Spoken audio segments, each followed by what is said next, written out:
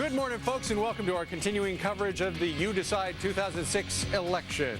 The balance of power in the House of Representatives has shifted to the Democrats.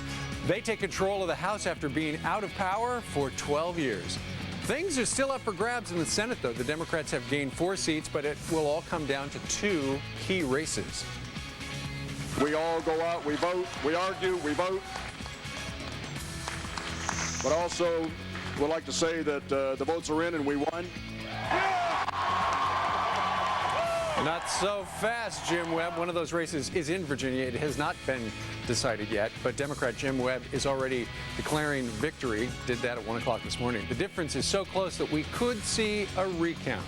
We're also watching for the Senate race in Montana to be called, plus election results from coast to coast on this special edition of Fox and Friends for the day after.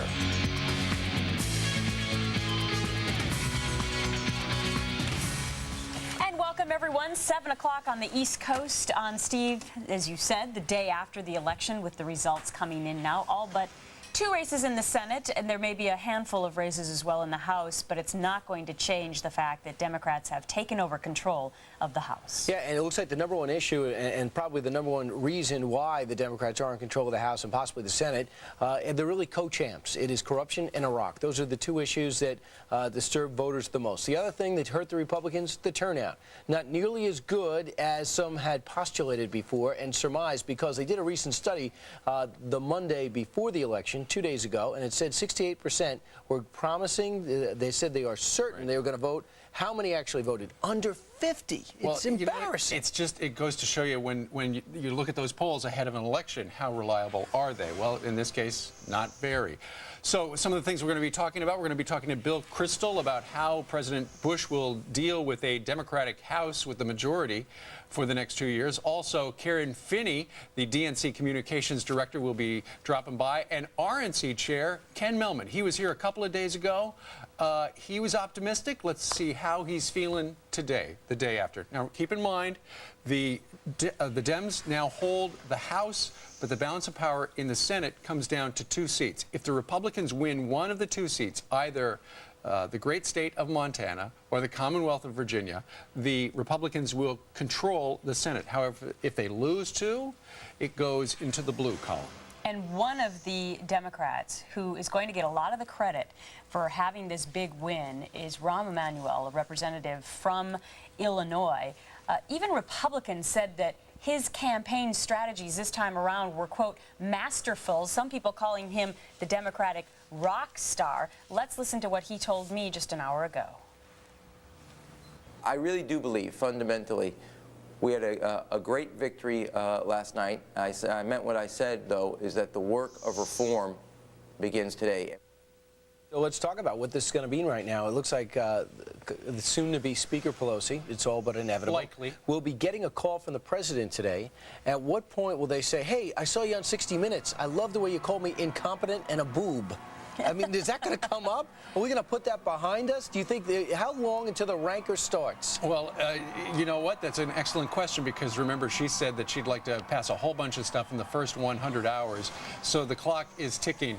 And she's also said, she and Harry Reid and also Rahm Emanuel have all said that it's time to have a spirit of bipartisanship in our nation's capital. The big question is, Nancy Pelosi is a very liberal Democrat from San Francisco. And if she's going to be an effective leader, she cannot be a real left-leaner. She's going to have to be more moderate, just as many of the Democrats who, the so-called blue dog Democrats who were elected yesterday. Now, out there in... Now, that number is wrong. Nancy Pelosi actually won with about 80%. That was up first, but was that actually John Murtha's number? No. Yeah, and John Murtha... who looks nothing like Nancy Pelosi. You can hope. Right. Absolutely does not. He won with 61% of the vote, and it looks as if now he is poised to get the chairmanship of the House Appropriations Committee. In other words, he is, after being such a vocal critic of the policy in Iraq, he's pretty much going to be handling the purse.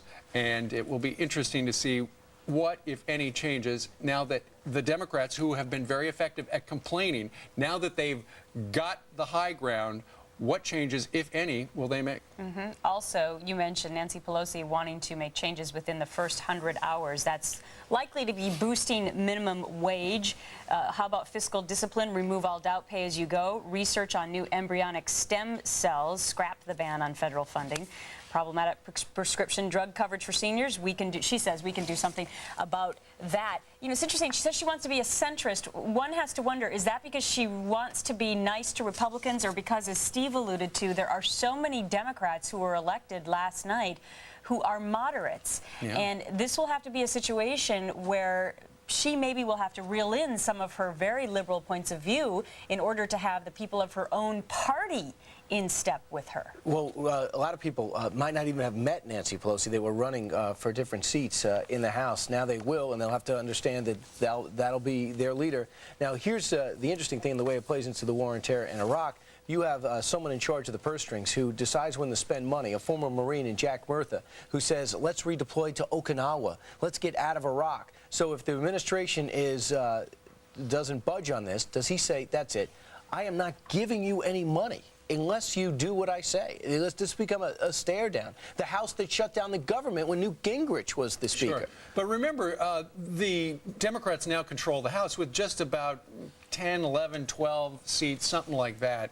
That's not a huge majority. It's going to be very difficult for the Democrats to get anything done in this environment with just a 10 or 11 or 12 seat majority. Just look at how much trouble the Republicans had when they had about a little more than a dozen.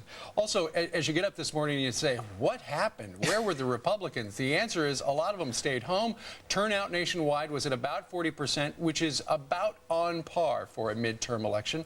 And when you look at the exit polling information, which we all have here at all the TV networks, the number one thing people were steamed about, just the way things have been going with the conflict in Iraq. It'd be interesting to ask Bill Kristol when he comes on the show about a lot of things, but about the turnout, because a lot of the experts leading up to this election were saying, yes, people are so angry that there's going to be this huge turnout, and in some states there were, specifically on their own state issues. But overall, as Steve has been telling us, 40%, I think maybe a lot of people are surprised at the fact that more people did not come out. Was this truly only a base election? I'm interested in getting Bill Kristol's thoughts on that. And you know one other thing about that, of the 40%, more of the voters were Democrat than Republican, which means the vaunted get out the vote machine, which Karl Rove has been talking about, part of his three-point plan, apparently the get out the vote did not work so well yesterday. Yeah, you can only get that automated voting, that automated calling machine going so many times. What does it mean for 08? What about the presidential aspirations for Senator John McCain? What about for Senator Hillary Clinton? Senator Hillary Clinton almost got 70% of the vote. They said they needed that to be a springboard towards the nomination. She got 68% of the vote. They said that John McCain, believe it or not, was a winner from this. He campaigned for 131 different congressional would-be leaders. Even though some of them lost, a lot of them feel as though they owe him, and he's really laid the groundwork. And we also know he's got the people on the ground already, and a lot of them are former Bush people, to really start off. There's no question about it. He wants to run. He was on our network twice before I went to bed. That's right. In the meantime, it is a new day in Washington, D.C. The Dems in control of the House. Steve Santani has been up all day and part of yesterday, and he's going to tell us about the new day. And I'm still here, and it is a new day over in the House, which you see right behind me, a decisive win for Democrats in the House. They only needed 15 seats to regain control, and they won at least 26. Now, that means California Congresswoman Nancy Pelosi is almost sure to become the first woman to serve as Speaker of the House. Last night, she hailed the Democrats' big win as a vote for a change of direction, especially in Iraq, where she says the president's policy is a catastrophic path. She says stay the course has not made America safer, but in spite of this big divide that remains between Republicans and Democrats, Pelosi promises a bipartisan approach to House leadership. We are prepared to govern, and we will do so working together with the administration and the Republicans in Congress in partnership, not in partisanship. Now, Pelosi has said her first priorities will be to raise the minimum wage, provide a better prescription drug program for seniors, and scrap the federal ban on stem cell research.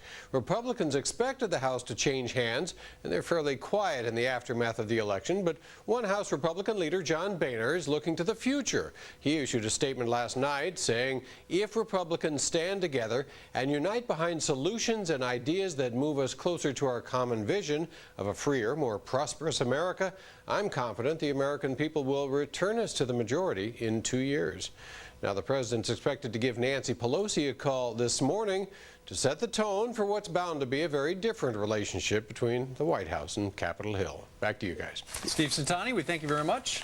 You wonder if the leadership's going to stay in power for the Republican side now that they're the opposition party. Probably not, but we will keep our eyes looking at that story, as well as the other election results, and you can get all those results on foxnews.com as well. All right, straight ahead, will the new balance of power in D.C. change the president's agenda? I bet it does. Sponsored by Dr. Pepper. Joins us live next. And will Nancy Pelosi and her San Francisco values push Congress too far to the left? We ask former House Majority Leader Tom DeLay. You're watching the Fox News Channel, America's Newsroom. We'll be right back. I saw good friends of mine go down tonight, and I regret that. Mike DeWine, Rick Santorum, and others, they're good and decent people. If you watch that, you went to bed around 2 in the morning. So therefore, I'm going to give you a total recap of what you missed. Welcome, everybody. Democrats take control of the House, winning the majority and ousting some big names from the Republican Party. They're still in the party, but not in power. In Connecticut, 12-term Congresswoman Nancy Johnson loses Democratic newcomer Chris Murphy. In Pennsylvania, 10-term Congressman Kurt Weldon, a late problem with his daughter and employment helped defeat him. The winner, Joe Sestak, has now gotten his seat. And Florida gives Democratic challenger Ron Klein the win, unseating 13-term Representative Clay Shaw. Senate now. Still anyone's game. The Democrats need 2 seats for the majority with just 2 states left to call. Yes, it's true. Showdown in Virginia. Incumbent Senator George Allen and challenger Jim Webb neck and neck, although Webb says, I won already. In Montana, a similar situation. Preliminary results have Montana going to Democrat John Tester. He has a slight lead over Conrad Burns. We expect to get a winner there shortly. At 13 minutes after the hour, it's time to bring in a guy that's been analyzing this on the fly with Britt Hume in a studio just across the hall, right, Bill Kristol? Absolutely. And just to clarify that excellent summary, I think in the House, there's still some seats we haven't called. I think we'll end up with about a 30 to 32 seat swing. It's 26 now, I understand. Now, but I think there are about 10 outstanding that are too close to call, a couple hundred votes that we haven't formally called. So I think we'll end up with a Democratic majority in the House of about 15 or 16, almost exactly what the Republican majority was going in. So the House just flipped from a Republican 15-seat margin to a Democratic 15-seat margin, which is enough to govern. I mean, that's what the key there is. People thought ahead of time it might be 2 seats or 4 seats. And in the Senate, my personal view is that the margins are enough to stand up. I think the Democrats will win the Senate. I don't believe there'll be months of recounts and lawyering in Virginia. If he's got a 7,000 vote margin with 6 precincts out, and precincts are pretty small in Virginia, Webb will win. And I think Tester's got a 1 percentage point lead in Montana. So I think we're looking at a Democratic House pretty comfortably and a 51-49 Democratic Senate with Joe Lieberman as the deciding Democratic senator. Which is what I've been talking about for an hour now. Where is Bill Kristol? Because I want to ask Bill Kristol, how is Lieberman going to handle this? Yesterday when we interviewed him live on the program, he says, hey, I'm caucusing with Democrats, but not so fast. Do you think, first of all, he will flip parties? And second of all, what kind of power is this guy going to have in the Senate? He'll stay with the Democrats, but he will be a very powerful senator. He is the majority. He can put together a coalition of moderate Democrats, and there are about a half dozen. He's got very good relations across the aisle, obviously with John McCain, but with many other Republicans, and an awful lot of Republicans voted for him yesterday in Connecticut. He could be a really key senator.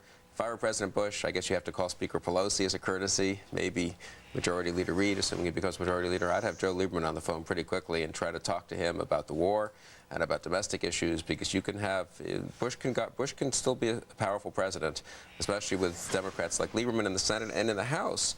A lot of those new Democrats are moderate and conservative. Nixon, Reagan, Eisenhower, similar situations. They dealt with it. What will you expect to hear, or what would you coach President Bush to say if he wanted to set the tone to make the next 2 years productive? He's obviously got to be gracious and talk about bipartisanship and working with Democrats, and I think he has to do some of that. But I think he also has to make clear that he understands he is the President of the United States. He was elected for 4 years. He has unique responsibilities, especially in foreign policy, and he cannot waver. in fighting in the Central Front on the war against Islamic jihadism. He needs to build bipartisan support for that war. That might require personnel changes and tactical changes. Personnel changes, Rumsfeld. I mean, a lot of people said, hey, you should have gotten rid of Rumsfeld before this election. Maybe it would have motivated more Republicans to come out and vote, and maybe Democrats or independents to not vote Democratic. Your feelings, will he get rid of Rumsfeld now? I think Secretary Rumsfeld will offer his resignation. I think he almost has to as a courtesy to President Bush, and I think President Bush will accept it. Because the war is more important than one man, and the truth is, to win this war, and I've been a critic of Rumsfeld for a while, so people can discount this, but I really believe this, to win this war, it will be helpful to have a new secretary. No one man is indispensable, you know, and it will be helpful to have a new Secretary of Defense, to give a new face to the war, to make the case to the American people, to work with Congress. Rumsfeld has very bad relations with the Democrats in the House and in the Senate, who are going to control the armed services committees in those bodies. It would just be, I think, for the sake of the war, I think Rumsfeld will step aside. But why did he wait? Why did the president wait if that's the ultimate move?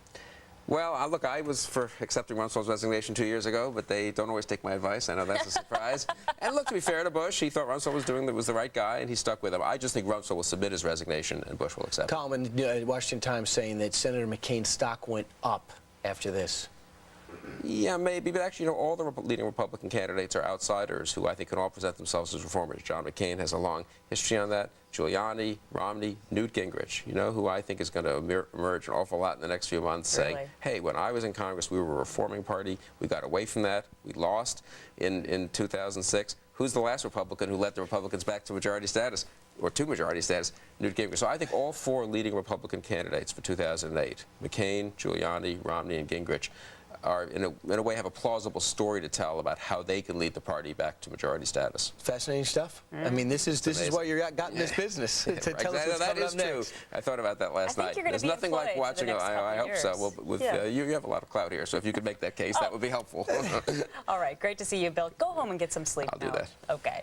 And don't forget, you can find the results to all races on FoxNews.com. Or call Bill Kristol at home. Yeah, exactly. And his number? 202. Thank you. Right. Hey, how will Democratic House majority govern differently? We'll all talk about that. You're watching Fox and Friends. That's the new speaker, if you're just waking up.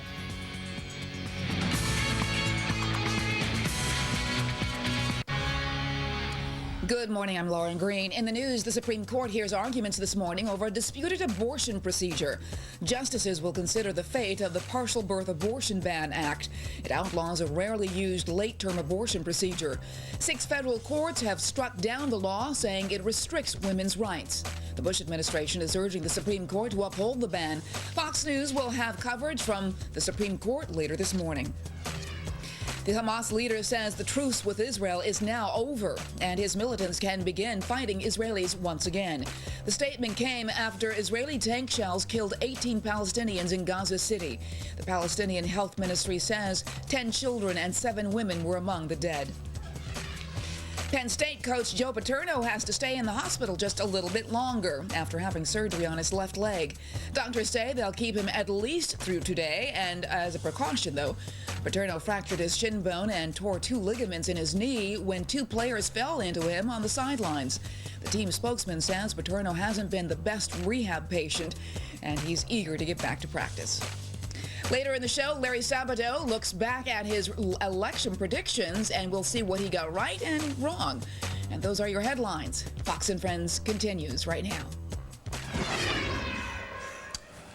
All right, Lauren, thank you very much. Joining us right now from our D.C. Bureau is former Representative Tom DeLay, former House Majority Leader. Good morning to you, sir. Well, it's morning anyway. It's not a very good morning. Thank you, Steve. And you're talking about the fact that the Democrats have taken control of the House of Representatives right now. The power balance is hanging in the, we don't know, too close in 2 different races in Montana and also Virginia. What went wrong for the Republicans? Well, I think when you forget your principles and you play not to lose, you lose. The Republicans took a real Texas whipping last night, and we need to regroup and stand on principle. I think it's going to be very difficult for us now to win the war on terror because of a different worldview in power in the House of Representatives. Fundamental tax reform's out the window for a while. stopping judicial activism, overturning the culture of death is going to be very difficult to do with Democrats in control in the House. Yeah, Congressman, how much do you blame yourself and other Republicans? Because even though most people feel you are getting ramrodded, you're in the middle of this corruption swirling around between Bob Ney, between Duke Cunningham and yourself. All people are hearing about is legal issues. Well, I think it certainly had a lot to do with it. We spotted them 10 seats that had some sort of problem. Me personally, I've been found. I haven't been found guilty of anything. I haven't done anything wrong, but others did, and that came back to haunt them. Yeah. Congressman, you said when you forget your principles, you lose. What principles would you like to see the Republicans in the House get back to? Well, we need fundamental tax reform in this country. We need to redesign the government, limited government. We need to stop an overactive judiciary. We need to stop abortion as we know it. These are the things. I mean, the Democrats didn't win. The Republicans lost. This country is still right of center. If our base had stuck with us and didn't want to send us a message, we would have won. And we got to articulate those issues and stand up for what we believe in and fight for what we believe in. Congressman, Nancy Pelosi is talking about a bipartisan, let's get along attitude. How long will this last? Is the speaker is the future speaker, the woman that you know, capable of doing that? Absolutely not. She'll be bipartisan as long as you buy into her partisanship. As long as you go along with her, she'll work with you. That's the way she's been. That's the way she'll lead. I think she's going to have a hard time, though. Almost every new chairman has been here for over 30 years, and that's one of the reasons they lost. Is the chairman had these little kingdoms. I think they'll want to rebuild those kingdoms again, and she's going to have a tough time leading. Former House Majority Leader Tom DeLay, we thank you very much, sir, for joining us today from Washington. My pleasure. Back in a moment. Today's weather is brought to you. We're going to call this You Decided 2006. Here are the results. This has been an interesting election, and the election continues. As Senator Warner said, good morning, Patriots. That's right. We're still watching for the results in 2 Senate races that will determine which party holds control of the Senate. Here we are in Virginia. The votes are so tight that it may take a recount to determine the winner. However, the Democratic challenger already declaring a victory, and that, of course, is Mr. Webb. The other Senate race that could make all the difference is in Montana, where John Tester and Conrad Burns are neck and neck. Tester already says, I won. The future of the House is pretty clear. Democrats have swept into power, making San Francisco liberal Nancy Pelosi the next likely Speaker of the House. They've already picked up 26 seats, could go higher. The U.S. Ambassador to Iraq is telling Iraqis not to worry about the midterm elections. He says American policy won't drastically change now the Democrats have control of the House. Meanwhile, reports say Saddam Hussein's second in command, Mr. al-Duri, has ordered some militants to stop attacks in Iraq. Time to make peace, he says now. We're covering all the angles in the election aftermath. Fair and balanced as always. This is Fox and Friends. Come on over here. I will. Also, some state-by-state initiatives. A number of states passed same-sex marriage bans, and there was an interesting item on the agenda up in Seattle. Voters have overwhelmingly rejected a measure that would have required lap dancers to stand 4 feet away from patrons. Really? It also would have required bright lights in strip clubs and prohibited customers from giving money directly to strippers. So wait a minute, they passed that or they didn't? In Seattle, the lap dance is safe. So That's put your rulers away. That's the headline, according to the Associated Press. Lap dances are safe in Seattle. That's fantastic. That was definitely on the top of the list for the rest of the country to be very concerned about. And in the meantime, Greg Kelly has the roundup, I guess, from the House briefing room. Greg, I know you probably don't want to comment on the Seattle story. Whoa. Or maybe you do. It might have driven me to the polls. All right, that's all I'll say. I'm not saying how I would have voted. Very good. Good morning, Gretchen, Brian, and Steve. President Bush obviously disappointed, and he is waking up today to a political world that is radically different. And many analysts in this town believe that what happened last night and yesterday really was a rejection, not only President Bush, but his policies, and in particular what Americans registered as a disapproval of how the war in Iraq is being executed. Now, President Bush found out that the House was lost. We're told at about 11 o'clock last night. Karl Rove gave him the news. Tony Snow says the president is obviously disappointed. He also points out, as he says, that it is now the Democrats have the responsibility to help this president win the war on terror and keep the economy going. Now, the president made one congratulatory phone call last night to a Republican in upstate New York who won a race narrowly. He was charged, Tom Reynolds, with marshaling the national campaigns to keep the House of Representatives. In the final days before the election, President Bush, of course, was out on the stump campaigning for some Republicans where it was determined that the president could help and not hurt them. But in the end, some of those candidates that the president campaigned for did lose. Shelley Sekula Gibbs, who's running for Tom DeLay's seat in Texas, Jim Ryan of Kansas, Jim Nussle of Iowa, a gubernatorial candidate, also lost. And on the senatorial side, we don't know who won or lost, Democrats or Republicans at this point, but we do know that Jim Talent, who the president campaigned for aggressively just a couple of days ago across Missouri, he went down to defeat. We don't know yet about John Tester and Conrad Burns. John Tester appears to be in a slight lead at this point. That's the competitive race in Montana. The president was there for Conrad Burns just last Thursday. Now, remember, the president was optimistic about his party's chances all through it. He predicted that the Republicans would be victorious, not only in the House, but in the Senate. He made that prediction all the way up until the very end. He was proved wrong, at least for the House, and that's one of the questions he'll have to confront as he speaks to reporters at 1 o'clock this afternoon from the East Room of the White House. We'll be there. Back to you guys in New York. All right, Greg Kelly, we thank you very much. Meanwhile, the governor out west said, "I love a sequel," because he gets another term. And did he get a lieutenant governor elected as well, and possibly a comptroller, so it's no longer a solidly Democratic state? Is that true, William Lajeunesse? Because you're alive in Los Angeles, and we hear good things about the Terminator. Oh, well, that's true. Arnold Schwarzenegger he ripped his Democratic opponent, but no, all the major offices in California, other than governor, are pretty much Democratic. In fact, former Governor Jerry Brown is now the new Attorney General here. But I also, on the light side, I want to let you know in Santa Monica, they approved a depenalizing marijuana. It is now the lowest priority for cops, so now you have a better chance of getting a ticket by smoking a cigarette than a joint.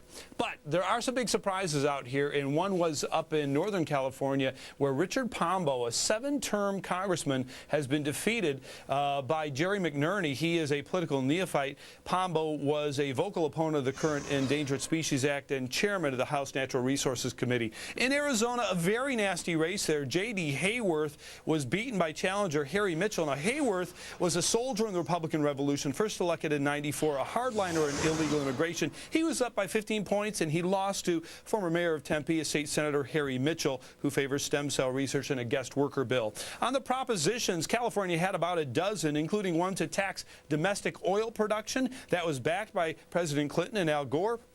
It was defeated. So was a tax on cigarettes and a parental consent bill for minors seeking abortion. But voters did approve an initiative requiring sex offenders to wear a GPS ankle bracelet for life. In Arizona, several propositions dealing with illegal immigration all passed. Now they are prohibited from receiving bail. They are not allowed to receive punitive damages from civil suits, and illegals would be banned from receiving a in-state tuition for college tuition. And finally, also in Arizona, they did reject a ban on same-sex marriage. However, they did approve a bill on humane treatment for animals. Now you cannot tether a pig or a cow in Arizona.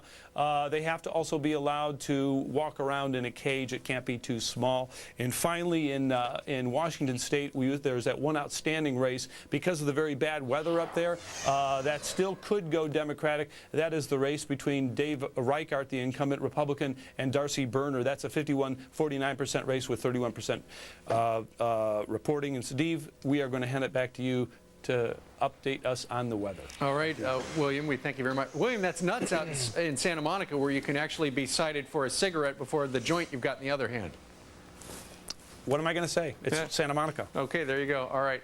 Thank you, sir. What are you going to say about the weather? In the Deep South, some rain moving through Atlanta today. Meanwhile, Hartford, Connecticut, a little bit of rain there through the Ohio Valley, just some cloud cover. Lansing in Michigan, a beautiful day and 55. Meanwhile, Orlando, 76. And it's going to be mostly sunshiny across much of Florida today. A little high, thin cloudiness. Same thing for Minneapolis. But look at these temperatures in the northern plains. It's going to be about 70, Gretchen, in your hometown of Minneapolis. And then in the Central Plains states, Lincoln and Topeka, temperatures approaching 80. We're going to have a whole bunch of 80s down in Texas. And I've got some exciting news about Texas in just a minute. Meanwhile, tonight's lows will be in the 40s and 50s. And finally, out west, look at that. At Arnold's Place in Sacramento, a bit of rain on this Wednesday. I mentioned Texas. I'm coming to Texas. Attention, Texas. I'm coming to Houston. The Mr. and Mrs. Happy Handbook, the #1 humor book in America. It is also in the New York Times top 10. And I'm going to be at Borders on Kirby Street. Kirby Drive, that is to say, 7:30 Friday in Houston, and then Saturday at 2 Borders Books, Preston Oaks Shopping Center in Dallas. The big question, which town will show up in bigger numbers? Will it be Houston? Will it be Dallas? It's the battle of the bookstores, so I'll see you this weekend, you guys. Like they need something else to enhance their rivalry, Dallas and Houston. They got a big one, and so I want to find out. Brian and I have made a wager. Brian thinks one of the towns is going to show up in bigger numbers. I think the other. We will reveal our preferences or our predictions on Monday. Is it in a sealed envelope? No, it's just in our feeble little heads. What we're betting is our cars. I'm betting my Expedition. I'm putting my 98 Expedition up. Oh, man. What are you putting up? Wow. Does your wife know about that? No. I'm putting my wife's truck up. Of course. They're putting both of their wives' cars up. Yeah. What a shock. Either way, we're going to be filling them up with a lot of gas. Meanwhile, 22 minutes before the top of the hour. Big change is likely now that the Democrats control the House. How will it affect the war in Iraq, and what about the effect on you? We're going to take a closer look and order in the court. Judge Andrew Napolitano, hey, he got 2 hours of sleep, but you know what? He was more giddy this morning than I've ever seen him before in my life. Gotta love this guy. He was barely sober. He's always with it and on top of things, and he's going to talk to us about election lawyers and what they're up to this morning, the day after the midterm elections. You're watching Fox News Channel, America's newsroom.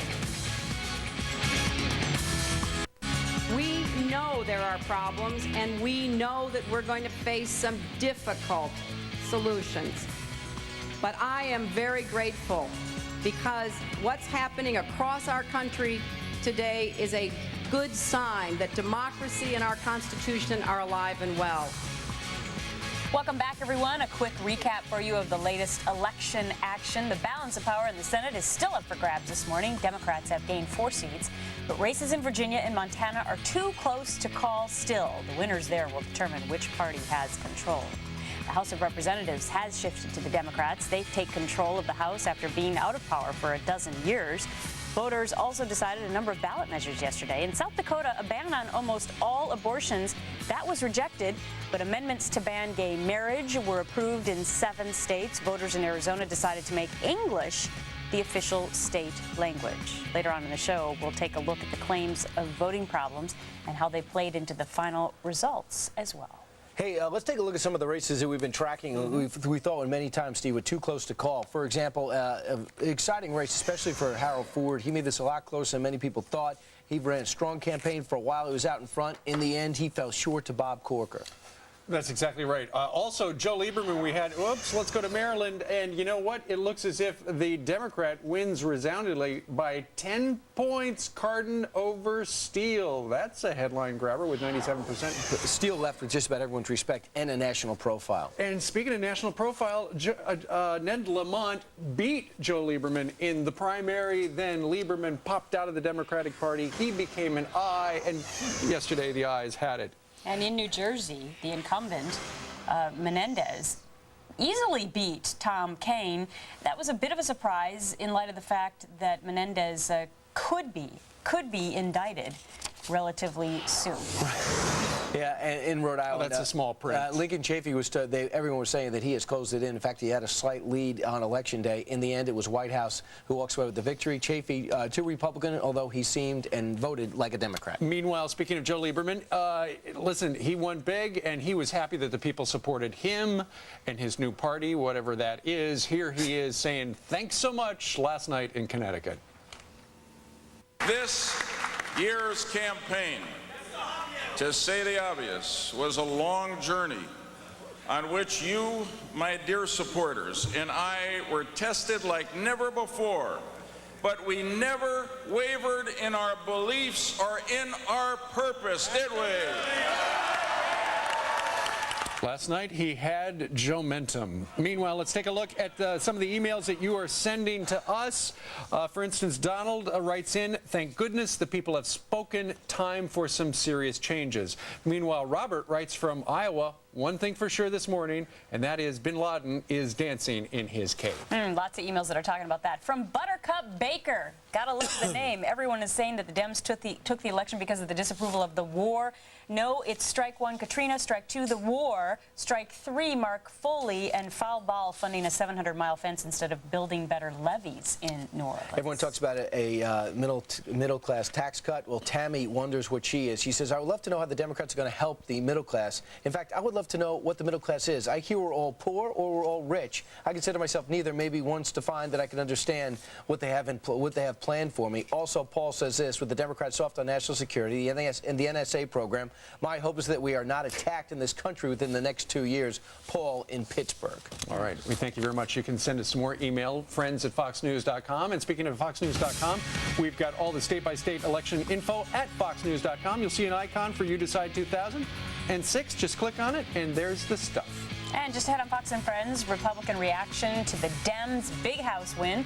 We'll say Speaker Pelosi and see if RNC Chairman Ken Melman cringes, agrees with us, whatever his reaction is. Larry Sabato's coming up, too. He had a prediction. Was he right? From the University of Virginia. You're watching Fox and Friends. Back in a moment.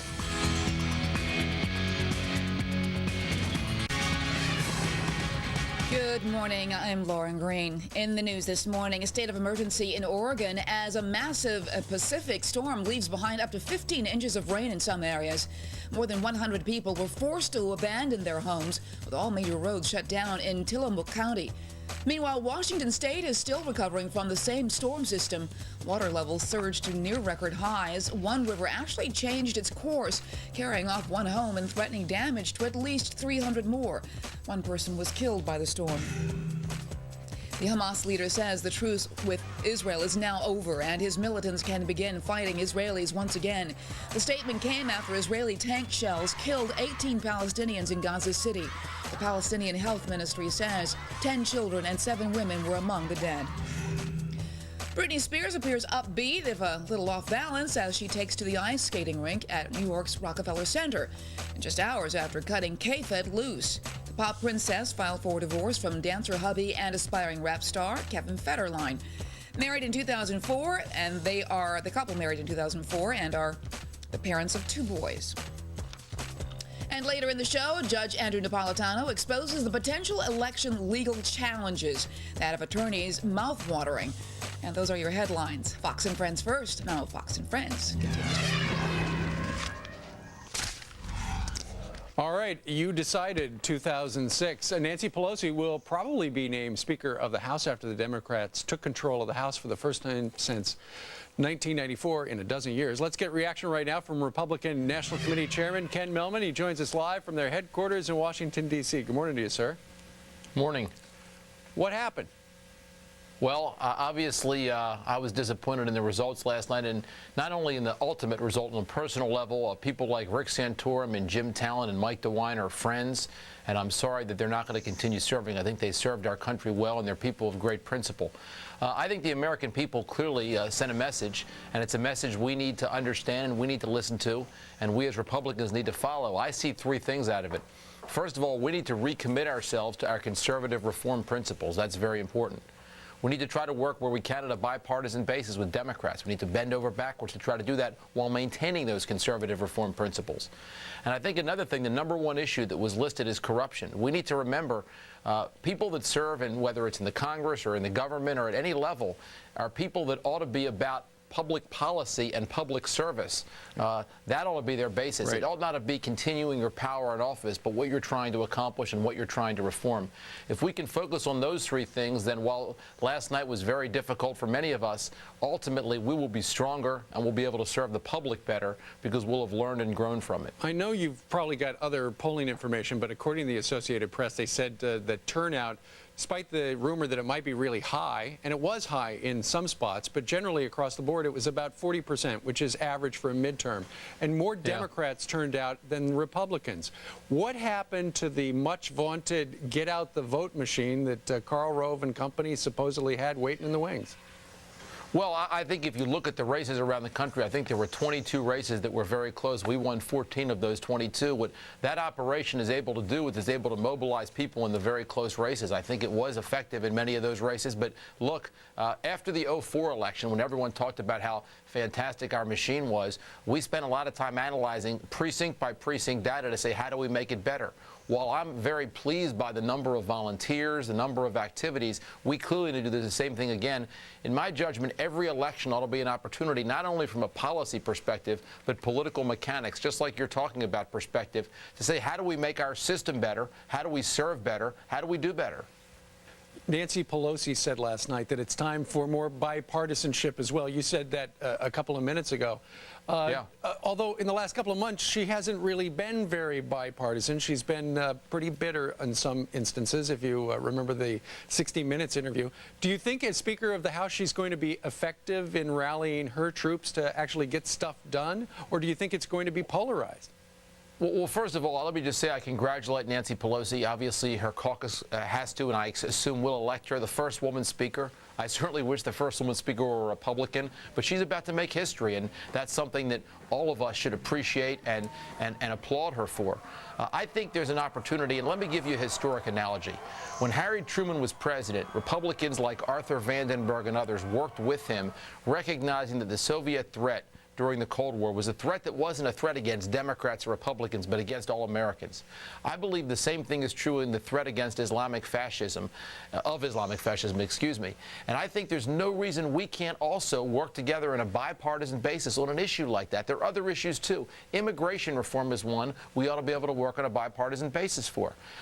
Health care reform is one. You know, the president had a proposal last year that said for folks who can't afford their own health care, we're going to give them a portable health care plan called a health savings account they can take with them from job to job. That's something that whether you're a conservative like I am or a progressive, you ought to be for. All right. Ken Millman, the RNC chief. Thanks Sir, a lot. we thank you very much for joining us today. Thanks. All right, it's about 4.5 minutes before the top of the hour. Remember, you can get all of your election results at foxnews.com. Just click on that You Decide 2006. All of it is at your fingertips. We'll be right back.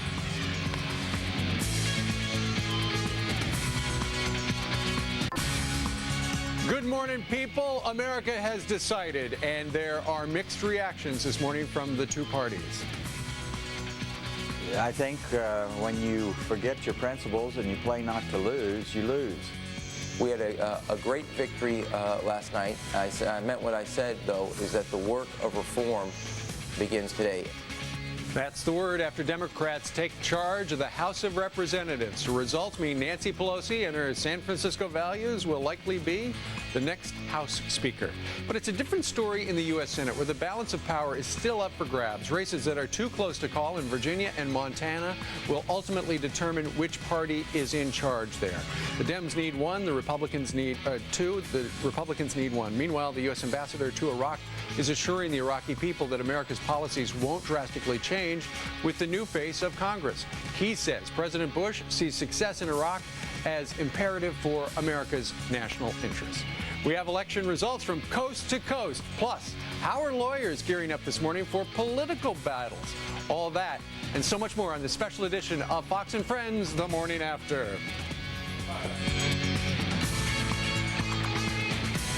Yeah, this is the morning after, the morning that keeps on going, because I know a lot of people did not get any sleep last night. Really? Lots of people, and a lot of people got up early as well to join us, hopefully, to find out about the election results. You know, one of those guys was Larry Sabato out of Virginia, University of Virginia. He's been doing this political game for a long time. He had a list of predictions of how this whole election was going to pan out, and we're going to touch base with him to see whether or not he was right. about the most accurate of all the pundits going into it. Also, Martin Frost, former congressman from Texas, is going to be joining us to talk about how the Dems have swept control of the House of Representatives. He went up against Howard Dean. He wanted to run the DNC, and Howard Dean got it. And yesterday, he was on the radio yesterday with us, and he said that, look, I got to give some credit to Howard Dean. He had a 50-state strategy not to give up anywhere, and a lot of places normally went Republican. They went Democrat this time. Also, the legal challenges potentially from this election. Judge Andrew Napolitano is going to stop back in and talk to us about those legal challenges. He had a very interesting perspective earlier, you guys, when he was saying that unless the particular ballots in question could sway the election one way or another with regard to how many there are, that there would not even be any investigating into them. So in other words, in Virginia, where it looks like there's an 8,000 vote difference, whether or not that recount will happen, it looks like it will, but we're going to ask him more about that when he shows up. But as Steve will attest to, a lot of times the judge makes stuff up. Sure. And that could have been Why one of not? the cases. Yeah, I'm kidding. He's just a facts guy. Yeah, he might have made something He did. He was on with Shep at 2 o'clock, and he was back here at 5 o'clock. You know, so one of the headlines this morning is after we heard all of these predictions, you're going to go and you're going to try to vote, and that stinking new voting machine ain't going to work. You know what? For the most part, they worked, which is terrific. There were some isolated incidents where different things went haywire, but you know, for the most part, it did work, and that is refreshing. However, at the end of the day, as they total things up, it was not exactly, it certainly was not what the Republicans had hoped to see result-wise. Tom DeLay, former top guy in the Congress, talked to us in the last hour, his reaction to the Dems winning the House. The Democrats didn't win. The Republicans lost. This country is still right of center. If our base had stuck with us and didn't want to send us a message, we would have won. That's very honest, very candid. Here's what the president said last night. He made one call. It was to Tom Reynolds to congratulate him for retaining his congressional seat over in New York. And he plans on talking to the future Speaker of the House, assumedly Pelosi, a little bit later on today. But he does say he looks forward to working with the Democrats. According to Tony Snow, he says, of course, he's disappointed, but he's looking forward to working. He's got a big agenda over the next 2 years and wants to see it through. All right. In Ohio, that was an interesting Senate race there. The incumbent Mike DeWine lost pretty handily to Sherrod Brown there. And here we have the numbers there. That was expected to happen, especially in the last week or so. It did not look good for Senator DeWine. So, and meanwhile, our exclusive Fox News phone poll, where we polled 900 people on the phone, this is separate from the big network exit polls, 30% of Ohio voters say the Bush administration's tax cuts were bad for the country. Well, that's low. Voted for Brown by a margin of, as you can see, 90% to 8%. Now, this is Senator Santorum and it's more on the exit poll. Senator Santorum lost, and he lost by a wide margin over in Pennsylvania, and he was the #3 guy in the Republican Party, and he loses to Casey, who, by the way, a lot of people, according to Senator Santorum, a lot of people were voting for Casey thinking he was his dad, who was a very popular figure but had passed away. But Casey wins handily. He'll have that position. Senator Santorum had a very nice speech, concession speech a little bit earlier. Also, it didn't help Senator Santorum that his good buddy Joe Paterno has a broken leg and got hurt on Saturday. Maybe that was a precursor of what he's experienced. But the bigger story has to be Missouri, because the Republicans thought we got to find a way to keep Jim Talent in office. They didn't. That's right. Claire McCaskill, who had that very potent ad that featured Michael J. Fox, she did beat Jim Talent in Missouri. And here are the final results with, well, pretty close to the final, 98% of the precincts. It's a pickup for the Democrats. As you can see, she had 49% of the vote. He had 47%. And also one other race of note, that would be the great state of Connecticut. And Joe Lieberman had represented the Democratic Party for many, many years there. But of course, Ned Lamont beat him in the primary. But you know what? As it turns out, Joe won. He wound up on top at the end. switched to the Independent Party, and there he is, the big winner. And a lot of Republicans, no doubt, voted for Joe Lieberman. He had a lot of Republican support going into the final weeks of that election. It remains to be seen exactly what kind of power he is going to hold in the Senate as an independent. Now, think about this. What does Joe Lieberman and Arnold Schwarzenegger have in common? Does anyone know? You guys can play, too. They're both action figures? No. They both had sequels? No one wants to play. They're exhausted. They both had sequels. No. Muscular, yes. They have one person, very muscular, similar builds. Both got their big break in bodybuilding. So Sure. You're right, Ian. Thanks for playing. I will say something there. Mayor Bloomberg supported both of them, came across with big numbers. Right. And what happens? The two big winners, the two most intriguing races out of this, and maybe there's something to learn here, Senator Lieberman and Governor Schwarzenegger. You know, and in addition to Mayor Bloomberg, who some have postulated could be running for president next time around, in addition to the fact that he supported Joe Lieberman with a fundraiser, and remember, Bloomberg is a Republican. He was a Democrat. That's right. He's a switch hitter there, party-wise. Bloomberg actually helped Claire McCaskill as well, a Democrat in Missouri, because Mr. Bloomberg is squarely behind stem cell research. And he thought that if he could devote some of the energy of, and I think he sent some staff members out to Missouri to help with her race, that was the best chance to getting some sort of stem cell action in the U.S. Senate. I think he gave $100 million to Johns Hopkins. He certainly did, all about stem cell. In the meantime, Molly Henneberg is joining us right now from our nation's capital. And Molly, we were talking a moment ago about how a couple of races are still too close to call.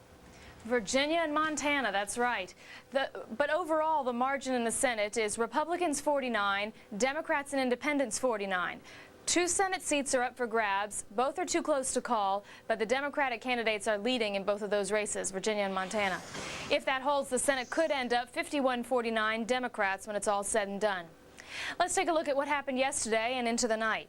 Democrats picked up seats, which you see here in blue, in Rhode Island, Pennsylvania, Ohio, and Missouri. That's 4. They need 6 to get control of the Senate. Republicans were able to hold on to a competitive Senate seat in Tennessee, seen here in red. Virginia and Montana, highlighted in yellow, that's where all the attention is going to be today. They're yet to be decided. In Virginia, that race is likely headed toward a recount. Democratic candidate Jim Webb is declaring victory. He's ahead by about 7,800 votes out of over 2 million cast. Incumbent Senator George Allen is not conceding. He says there are still votes to be counted, including absentee ballots. At this point, the state is too close to call. Allen says he's still in it. Webb is claiming victory. We all go out, we vote, we argue, we vote. But also, would like to say that the votes are in and we won. I know the counting will continue through the night. It'll continue tomorrow. And I want to thank you all, because I know you're going to be like a bunch of eagles and hawks watching how every one of these votes are accurately counted. In Montana, Democratic candidate John Tester is ahead of incumbent Senator Conrad Burns by about 1,500 votes. Now, if it gets down to about 1,000 votes, that would automatically trigger a recount in Montana. In Virginia, by the way, they are at the threshold where Allen could request a recount. But in Montana, due to some computer problems, we may not have the final results for several more hours. Steve, back to you with some weather. All right, Molly. Molly, if you were outside right now, you'd need a slicker because it's raining. It's pouring. I just went out to move my car. You're right. You have to move your own car? Don't you have people? Where's Greg Kelly? What about Brian Wilson? Yeah. I'll call Greg and see if he could help me out next time. Now, wait a minute. This is fascinating. You're a big TV star. So what do you park illegally on the street until you figure the meter maids are probably awake and I got to move it to a legal spot? No, I had to work overnight, and at 7 a.m., the cops come around and ticket all the cars that are parked in metered parking. So you got to get out there before 7 a.m. and move your car. So. What about Wallace? He only works 1 day a week. That's all. You'd think he could help. That's right. All right, Molly, thank you very much. All right. All right, Molly, our little weather watcher down there in the District of Columbia indicated that it is pouring. Move your cars if they were the meter maids are out on the street in force. Meanwhile, as you can see, the rain right up through portions of New England, back through the Appalachians, and we got some rain flowing through the Tennessee Valley. Also a little action up there in the Northern Plains and portions of the Great Lakes as well. All right, let's take a look at the day ahead real quickly. Down in Florida, temperatures will be in the 70s. Then we got some rain right on up through New England. It should be dry for the most part in Detroit. today down in Texas. Look at this. Temperatures in the 80s and sunshiny. Up in the northern plains, 50s and 60s, and a bit of rain on this Wednesday. And in Southern California, a great day. A little bit of rain up in Spokane and Tahoe and Great Falls, 40s. Nice and sunshiny, though, as well in Vail, Colorado, 53, the daytime high. All right, it's 10 minutes now after the top of the hour. Yes, Brian? If I could have my druthers, you have better condition, you have better relationship with Toba, who works in audio. Could you get the phone ringing noise? Could you get a ring as if the phone's ringing? Why would you like that? Because we have a phone call that just came through, and I'd like to reenact it. All right, sure. You mean you wound up with an email about a phone call? No, this is an urgent file. This is a phone call made. Right. Can you ask Toba if we can get the phone ring? Toba, hold on a second. Everybody turn away. Toba, could we get the sound effect for the phone thing? Thank you. Definitely What part rotary. do you want to play? No, I don't think we can reenact it, but I will say this. I'm going to let you read it because you have a nicer speaking Well, voice. I don't know about that, but we just have word in, actually, on a serious note, that President Bush did call the likely new Speaker of the House, Nancy Pelosi, to offer his congratulations to her in the hopes that they can work together. He also placed a call to House Speaker Dennis Hastert and thanked him for running a good campaign. Yeah, and he goes on to say he pledged to work together. The phone call was described as cordial. Other phone calls were made to Congressman Steny Hoyer and Rahm Emanuel. Both Pelosi and Hoyer were invited to attend lunch with the president at the White House on Thursday so they can start to strategize on how to work together. The president also called Harry Reid to congratulate him on a well-run Senate campaign, as well as Senator Dick Durbin. Both Reid and Durbin were invited to the White House on Friday for a coffee meeting. All phone calls with Democrats were described as having a nature of goodwill. Which is interesting because a number of the Democrats have been yelling at the president in a very sharp and borderline, well, partisan way for a while, so I bet it was a little awkward on the phone. And just to be totally comprehensive on this, Bush also spoke with Majority Whip Mitch McConnell and Majority Leader John Boehner. He also called Senator Bill Frist, who was unreachable because he was traveling. That's a lot of phone calls this morning. Sure. You got to make sure that the hand is out to make the next 2 years productive. Listen, the president is going to be having a press conference from the East Room of the White House, 1 o'clock this afternoon Eastern Time. You'll see it right here on Fox News. Also, when you go to foxnews.com, you can get all of the election results. Just click on the little icon that says, "You Decide 2006." All right, coming up on Fox and Friends, then there were two. The Senate majority resting on the outcome of Montana and Virginia. Will Democrats gain control? I can't believe we don't know this yet. Plus, can the new Democratic House team up with the president and get things done? Did that phone call make any progress? Can't we all get along? You're watching Fox News Channel, America's Newsroom.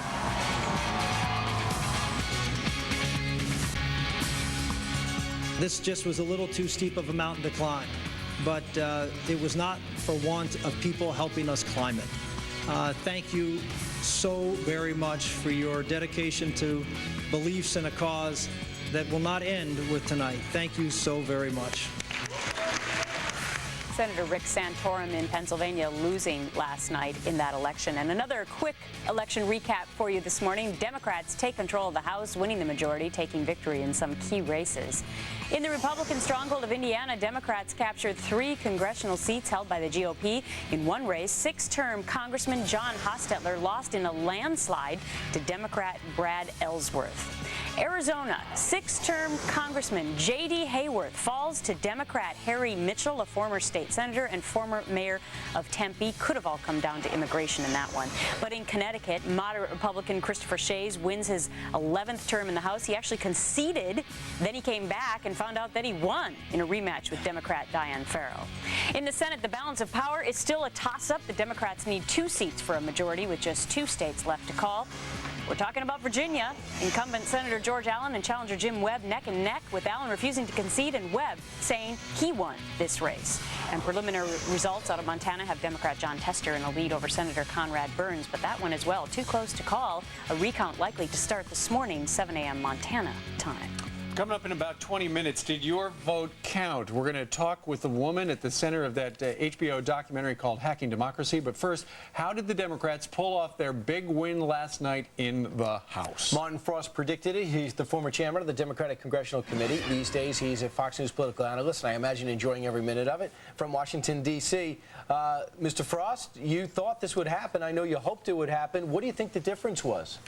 Oh, well, I think there were a couple of things. Clearly, the public wanted to express itself on what's going on in Iraq. The only way they could do that was through congressional elections. Secondly, I really think the corruption issue was very significant. What happened with Abramoff, you had Ney going down. Of course, Cunningham had previously resigned. You had others like Tom DeLay who've been implicated. I think the public decided that the Republicans had had their chance. They'd had 12 years and that they had not been able to perform the way they said they were going to do. And so let's give the other side a chance. The pendulum swings in politics. Also, the fact that the party was competitive all over the country was very significant. You picked up seats in places like Kansas, North Carolina, Arizona that initially hadn't been predicted. So the Democrats were competitive everywhere. They didn't win everywhere, but they really fielded a good slate of candidates. Rahm Emanuel did a terrific job in recruiting attractive candidates all over the country. The party raised enough money. That's the other thing, is that while Republicans always raise more than Democrats, Democrats were very much in the game financially.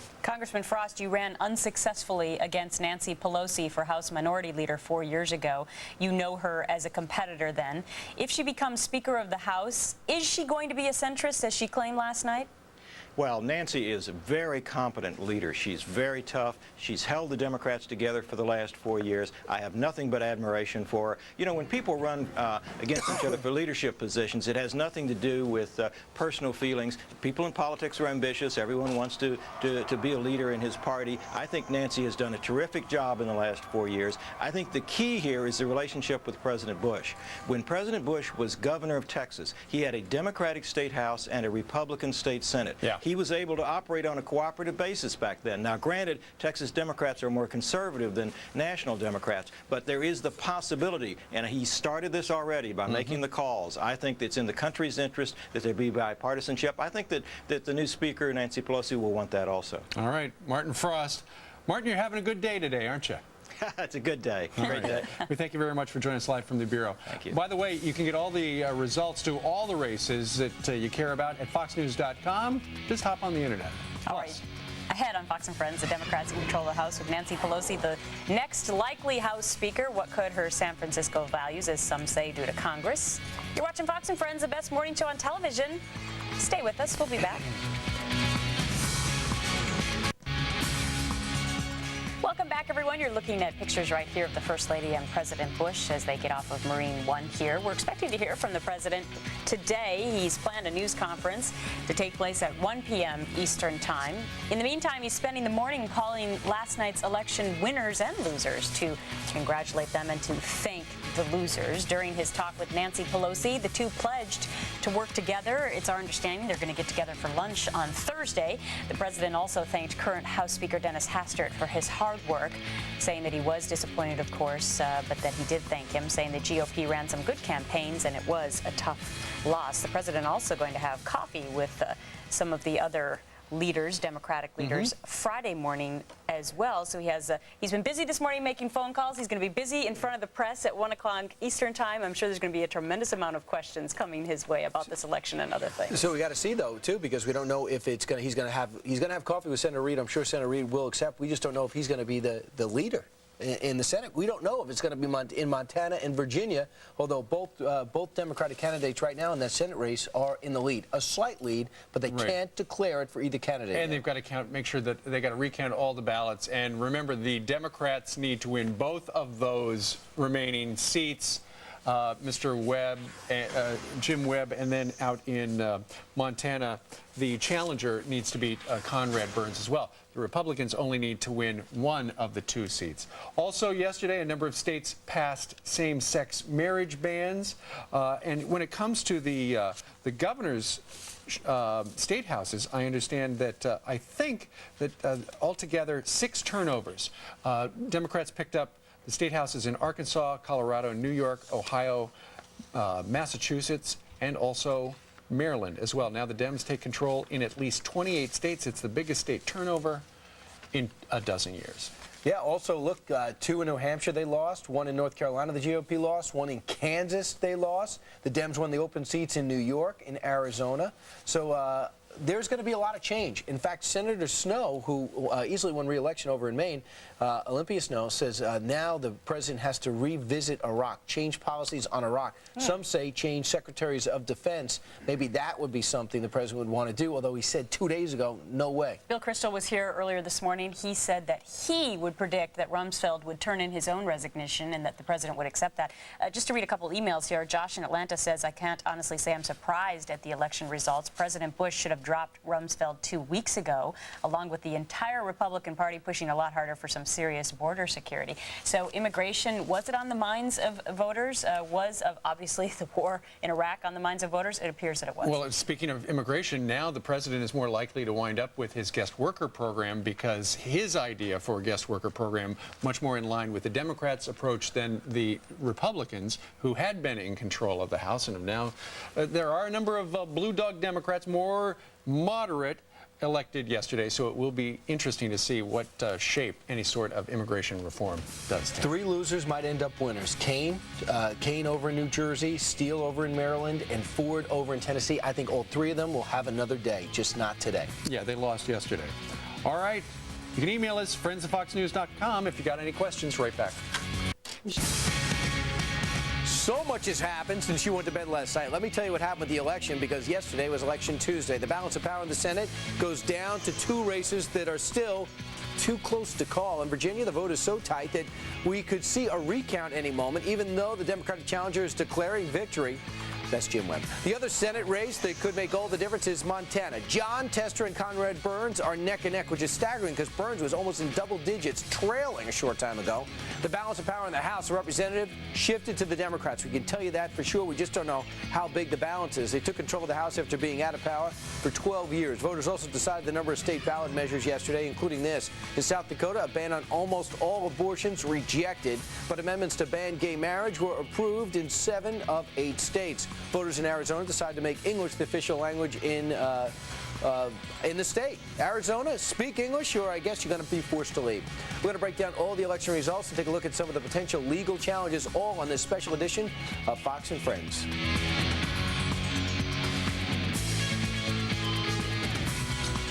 Steve Centani's been watching it all night long. The Democrats now in control of the U.S. House of Representatives. Are you okay? Did you see that on camera? The way that he just sat down in the chair? I felt a little like Kurt Thomas, the gymnast who was kept out of the 1980 games because Jimmy Carter boycotted. Well, then at the end, you've got to go like this.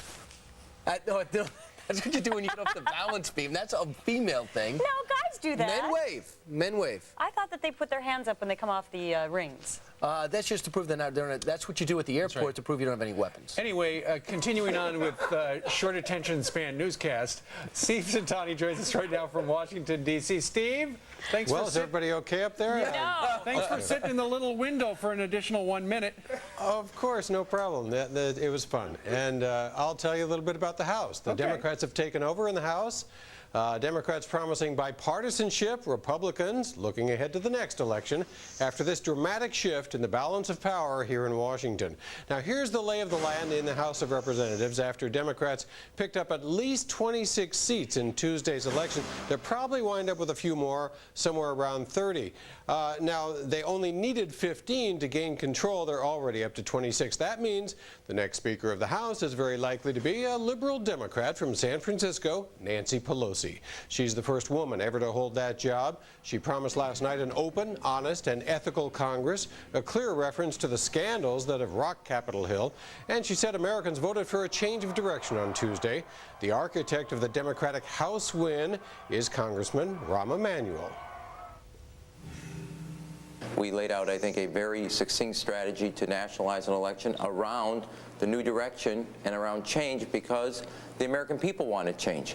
They were very upset with after 6 years of what I refer to as the endless occupation in Iraq and the wageless recovery here in America. And Democrats offered an alternative that the American people wanted to embrace.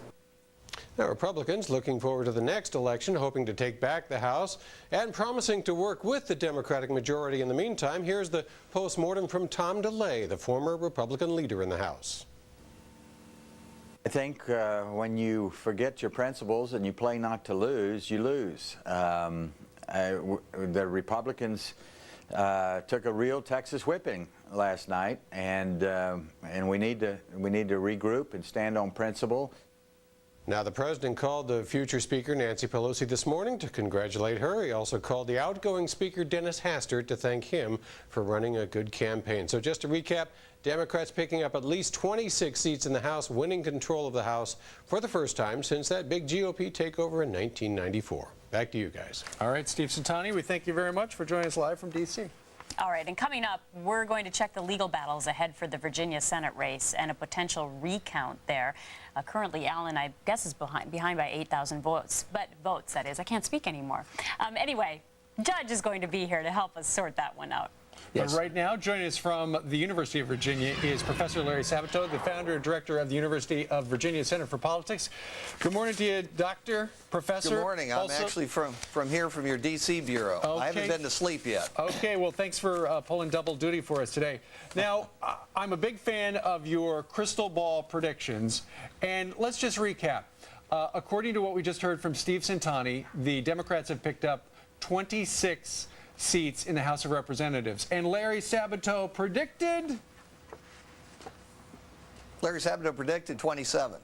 Whoa. There you go. And all the precincts and all the seats are not set yet. They're exactly not set, and we may be a little under, and I hope some of my emailers understand that. They accused us of being way over what it was going to be, and we just simply try to call them accurately. Right.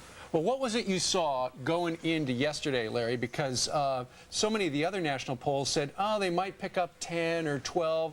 Why did you see a number double that? Because we study state by state and district by district. We also predicted, we were, I believe, just about the only analyst to predict, or not just me, but my crystal ball team, predicted +6 Democrats in the Senate, and I think, frankly, despite the closeness of Montana and Virginia, it's going to be +6 Democrats in the Senate. We also predicted +7 governors, Democratic governors. It may be +6.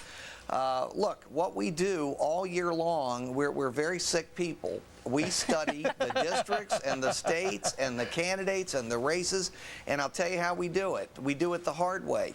District by district, state by state. We do it individually. We do not determine election predictions from national polls because they're all over the lot. They are. Well, they're all over the lot. You know what, Larry? We interviewed somebody who said a couple weeks ago that this would all come down to who had the most money in their war chest, and they could prove that over time that that's the way it had worked. But you're discounting that. Absolutely. Barons. Look, is money good in politics? Would you rather have more money than less? Of course. But there were tons of people who won yesterday who were outspent 2 to 1 and more. That is not what drives elections solely. Money is one part of it. The cynics tell you it's all about money. Well, I'm not a cynic. I love our system. It's a great system. It has flaws, but as Churchill said many years ago, the worst possible system except for all the others. Yeah, well, Tip O'Neill said this, all politics is local, but according to the exit polls we were handling at Fox News, 36% only of voters say local matters counted most. 62% voted because they focused on national affairs. Yeah, this was a nationalized election, Brian. It really was. Look, the truth is, whether the president is right or not on Iraq, the American people are unhappy with his policies, and they voted that. That's what almost always happens in the 6th year of a 2-term presidential election. And we all have discussed this on your show probably 20 times since January, the 6th year election. This was really quite predictable. Yep, the 6-year itch. All right, Larry, let's look ahead. Now that we can see in our rear view what has happened, what about the Democrats? They've only got a margin on par with what the Republicans have had in the last House.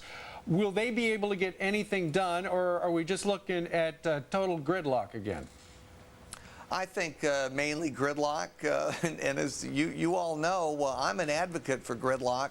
That old slogan, no man's life, liberty, or property is safe while the legislature is in session, applies. And so, frankly, a Republican president and a Democratic Congress are just not going to agree on very much. Frankly, I don't know that the House and Senate will agree on very much. So you'll have our bicameral system at work, you'll have our presidential veto at work, and it's going to mean less government. Is that really so bad? Yeah, well, you know, when you want immigration reform, when you want something done about what's happening with energy, when you're tired of things happening in international affairs that we seem powerless to speak in one voice that makes us look weaker as a nation, I think that is bad. Okay, that's a good counter-argument, but I would simply say that around the world, people understand that Americans are not of one mind and they speak with different voices. Right. In the end, Brian, the president has the foreign policy power. Sure. He has, for the most part, the war-making power. I don't care what Congress does. All right, Larry Sabato, we thank you very much. Congratulations on pretty much nailing the election. Could you call me later and just give me the lottery numbers for today while you're at it? I've already made my bet. I'm not going to share that with you. Okay, right. and finally, Bears-Giants, real quick. Larry Sabato, we thank you very much for joining us from our bureau. Thank you. Their great website is centerforpolitics.org. Just a quick reminder to check foxnews.com for all your 2006 election race information. Also coming up on the show. Missing memory cards and phantom voters. We'll reveal how electronic voting machines performed on Election Day. They were scaring us beforehand. How did it all work? And with possible legal challenges on the horizon, what will election lawyers target first? Judge Napolitano, who is sleeping on the green room couch right now. That's why I'm whispering. Okay, watching Fox News. Washington. Will there be a recount there? And will it happen anytime soon? Hi, Brian. Well, I have just learned a bit of information that will remind us all of the election of 2000. Look, if it comes down to the Commonwealth of Virginia, if Virginia is the final determiner of who controls the U.S. Senate, and there is a recount, and right now it's increasingly looking as if there will be a recount in Virginia, here's what you need to know. The state law says you can't begin a recount until after the votes have been certified.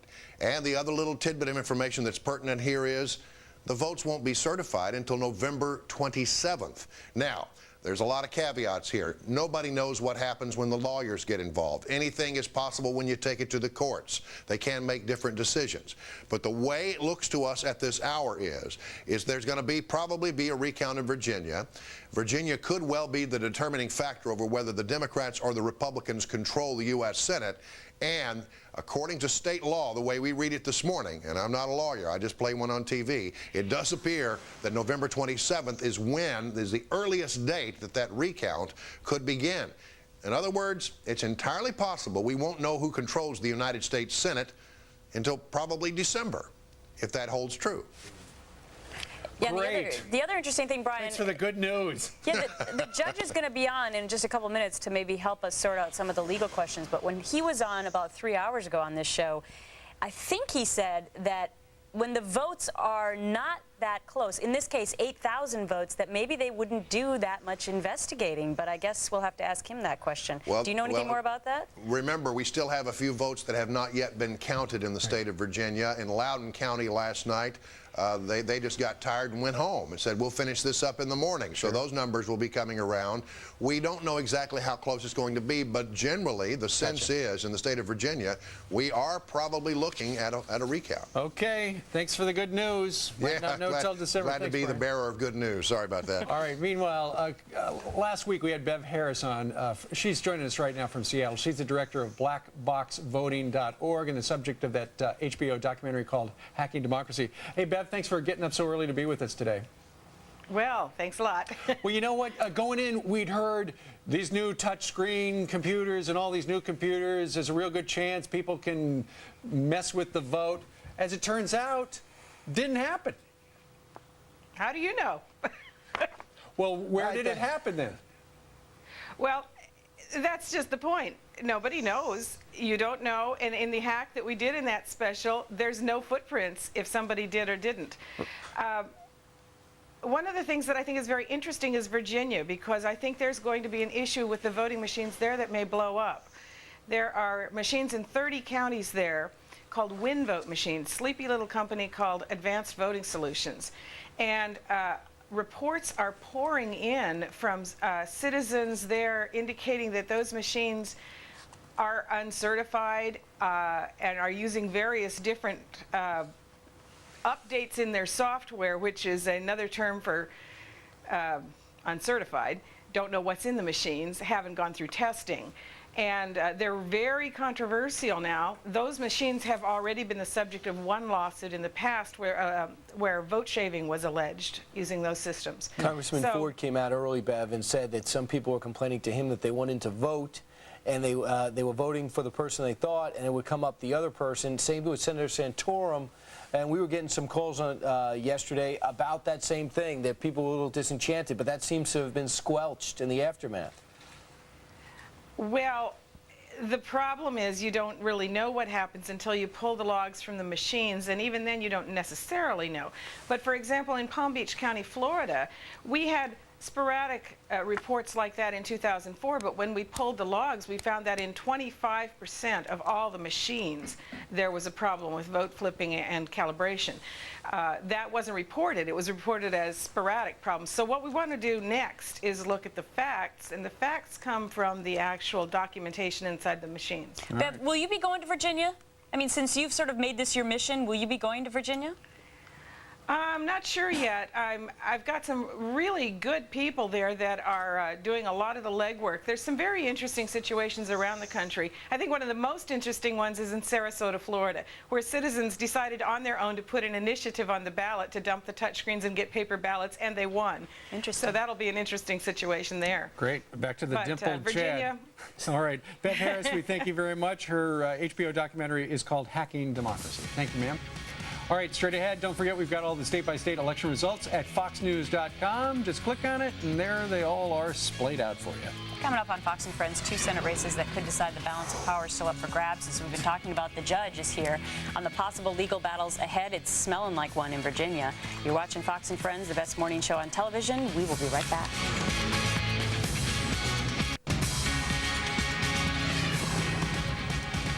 Good morning. I'm Lauren Green. In the news, a state of emergency in Oregon as a massive Pacific storm leaves behind up to 15 inches of rain in some areas. More than 100 people were forced to abandon their homes with all major roads shut down in Tillamook County. Meanwhile, Washington state is still recovering from the same storm system. Water levels surged to near record highs. One river actually changed its course, carrying off one home and threatening damage to at least 300 more. One person was killed by the storm. The U.S. ambassador to Iraq assuring the Iraqi people that America's policies won't drastically change as Democrats gain control of the House. He says President Bush sees success in Iraq as imperative for America's national interests. British doctors hope to use stem cells to help heal damage to the heart muscle in heart attack patients. The stem cells are taken from the patient's own bone marrow and injected within hours of a heart attack. 2 London hospitals are testing the procedure. And those are your headlines. Now back to Steve, Gretchen, and Brian. And the judge, who is joining us right now. All rise. And we're too tired. Thank you very much. Judge, Brian Wilson just had the news that in the state of Virginia, the Commonwealth of Virginia, if there were to be a recount, got to wait to the end of the month to even start after the result. Oh, it's very complicated. Brian, who claims to play a lawyer on television, is right on the mark. The certification cannot occur under Virginia laws, Brian Wilson said, until the 27th of November, and then you have to request the recount within the 10-day period following that. I think it's unlikely that there will be a recount in Virginia unless that number really, really narrows. It would be very, very hard for Senator Allen to make up 8,000 votes with a recount. Remember, there aren't allegations of impropriety. No. This is not a lawsuit. Right. This is a case of clerks sitting down and retabulating numbers that they've already tabulated. Unless, and the unless is unless people start coming forward, like we heard early on in Pennsylvania, like we heard early on in Tennessee. Right. You and I heard yesterday people claiming they voted for Rick Santorum and the X came up next to the name of Bob Casey. If enough people said that, it would have to be thousands, that would be cause for litigation to examine the validity of the ballot, not to add up the numbers in the back of the machine, but to examine how those numbers were tabulated. And that's different than somebody coming forward and saying, I don't think my vote was counted in the right way. Right. If someone came forward and said that, a court would dismiss it, and a statewide Board of Election Tabulations, whatever the name of the board is that certifies the elections of Virginia, would dismiss it. That's just too speculative. Right. But what Brian and I heard yesterday is not speculative. People actually seeing their vote going for the person against whom they voted. Yeah, you'd remember that. Yes. What about what Bev Harris, who's in the HBO Democracy called Hacking Democracy, what do you think about her suggestion that, you know, in the whole documentary they talk about perhaps it's really easy to hack into a computer, one of the touchscreen things, to change the outcome of the election. And I said, well, we didn't hear about any of that stuff. And she said, well, how would you ever know if it happened? Because it's invisible. There's no footprint. How do you know that stealing my luggage? Right. How do you know the dog did not bark in the middle of the night? I mean, it's the same type of thing. It's so speculative. Courts won't take it into account, and the people on that election board in Virginia won't take it into account. They will only listen to serious, substantiable allegations of fraud. Montana. What are the Montana rules? What can we expect from there? Do you know? Montana has the same rule as Virginia about a recount is to be granted if the difference between the two is 1% or less. Isn't it? So why are we focusing on? So this could also be happening in Montana, the same situation. It could. The difference with Montana is they have not finished counting, or have they? It says 100% of the votes. Look at how close that is now. All right. Well, that's come up just this morning, and that was at 84% 2 hours ago. Apparently, computers in Flathead County had failed, and so they started counting them by hand. Also, there was a software problem where they had to reset the computers in Yellowstone County. Here's what Senator Burns will do, and the same thing as Senator Allen will do. Talk to his precinct people and say, do these numbers seem right to you? Right. Can you get me the distance between where I am now and where my opponent is? Gotcha. And if the answer is no, no, no, no, no, they'll throw in the towel. If the answer is yes, they'll go for it. All right, Judge, you got to go up to your radio mic. You and Brian Kilmeade, starring on Brian and the Judge. To us today? Of course, like every day. Thanks, Judge. Always good to see you, Judge. All right. Pleasure. All right, don't forget FoxNews.com has all the latest information on every race from Election Day 2006. And stick around. You're watching Fox and Friends, the best morning show on TV. We'll be back.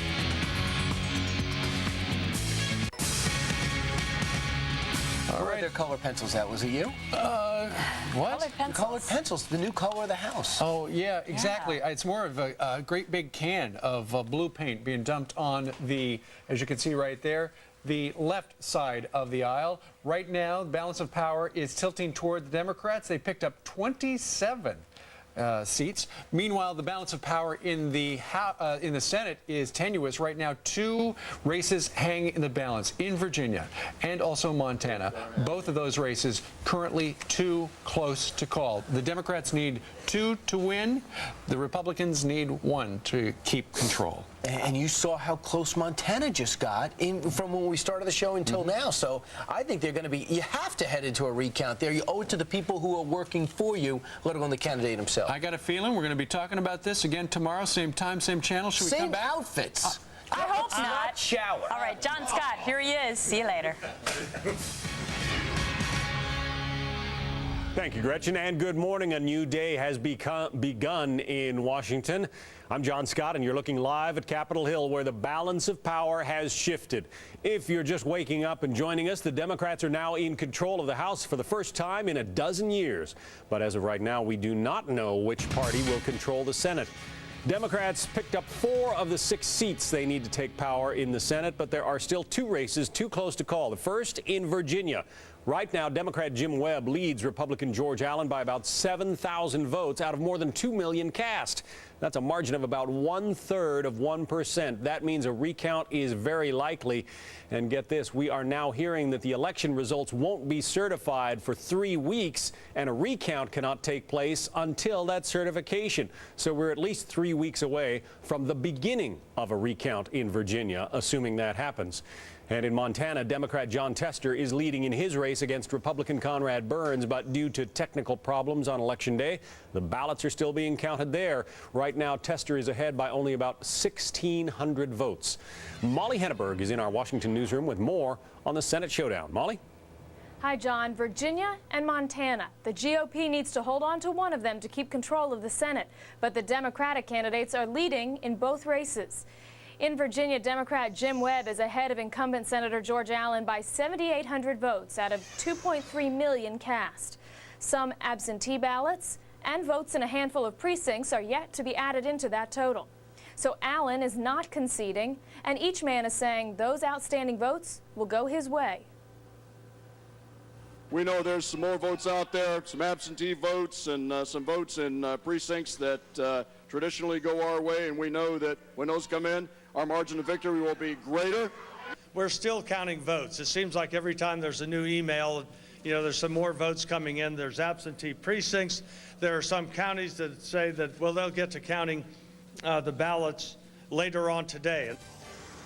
A recount is not automatic in Virginia. If the margin between the two candidates is less than half of 1%, which it is now, then the trailing candidate can request a recount paid for by the state. But a recount couldn't even begin until after the State Board of Elections meets on November 27th. In Montana, Democrat Jon Tester is ahead of incumbent Senator Conrad Burns by about 1,600 votes. If that margin narrows to about 1,000, it would trigger an automatic recount there. As for the overall Senate picture from last night, Democrats picked up seats in blue on the map in Rhode Island, Pennsylvania, Ohio, and Missouri. Republicans were able to hold on to a competitive Senate seat in Tennessee, seen here in red. And as we've been talking about, Virginia and Montana, highlighted in yellow, are yet to be decided. John? Molly, I guess the obvious question is how many votes are yet to be counted in Montana? Does anybody seem to know that number? That's what's so interesting is that we're trying to find that out. They're having so many problems because of this new program they had to do last-minute voter registration and also computer problems where now they're having to count ballots by hand and they're not sure. It's going to be a couple of hours before we find out how many more to be counted and what the final tally is. And again, the margin separating the two candidates about 1,600 votes. Jon Tester leads Conrad Burns, the Republican incumbent. Yes, that's right, 1,600 votes. And if it goes down to 1,000, around 1,000, it triggers an automatic recount. Molly Henneberg live in Washington. Thanks. President Bush plans to hold a news conference 1 p.m. Eastern Time, 4 hours from now. The president's already been working the phones this morning, calling House Speaker Dennis Hastert to thank him for his hard work, and Minority Leader Nancy Pelosi, the incoming Speaker of the House, or so it would seem, to offer his congratulations to her. Once again, President Bush will hold a news conference 4 hours from now. You can see it live right here on Fox. So Democrats coming close to their goal of taking both houses of Congress if they win the Senate. Some hard-fought races in the Northeast and Midwest will be part of their margin. In Bellwether State, Missouri, State Auditor Claire McCaskill beat incumbent Senator Jim Talent in a race with embryonic stem cell research as a major issue. In Rhode Island, former Attorney General Sheldon Whitehouse beat popular moderate Republican Lincoln Chafee. Chafee's well-known family name unable to win enough votes to take that state. Seven-term Ohio Congressman Sherrod Brown is now Senator-elect Sherrod Brown.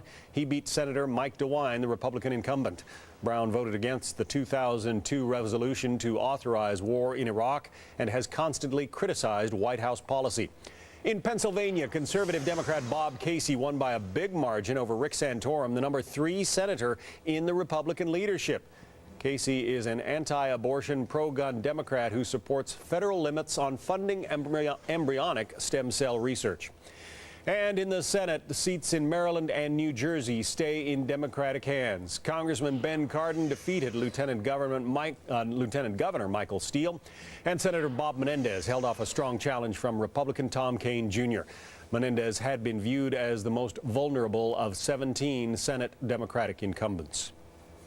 One of the most closely watched Senate races, Bill Frist's seat in Tennessee. Democratic Congressman Harold Ford Jr. versus Republican Bob Corker.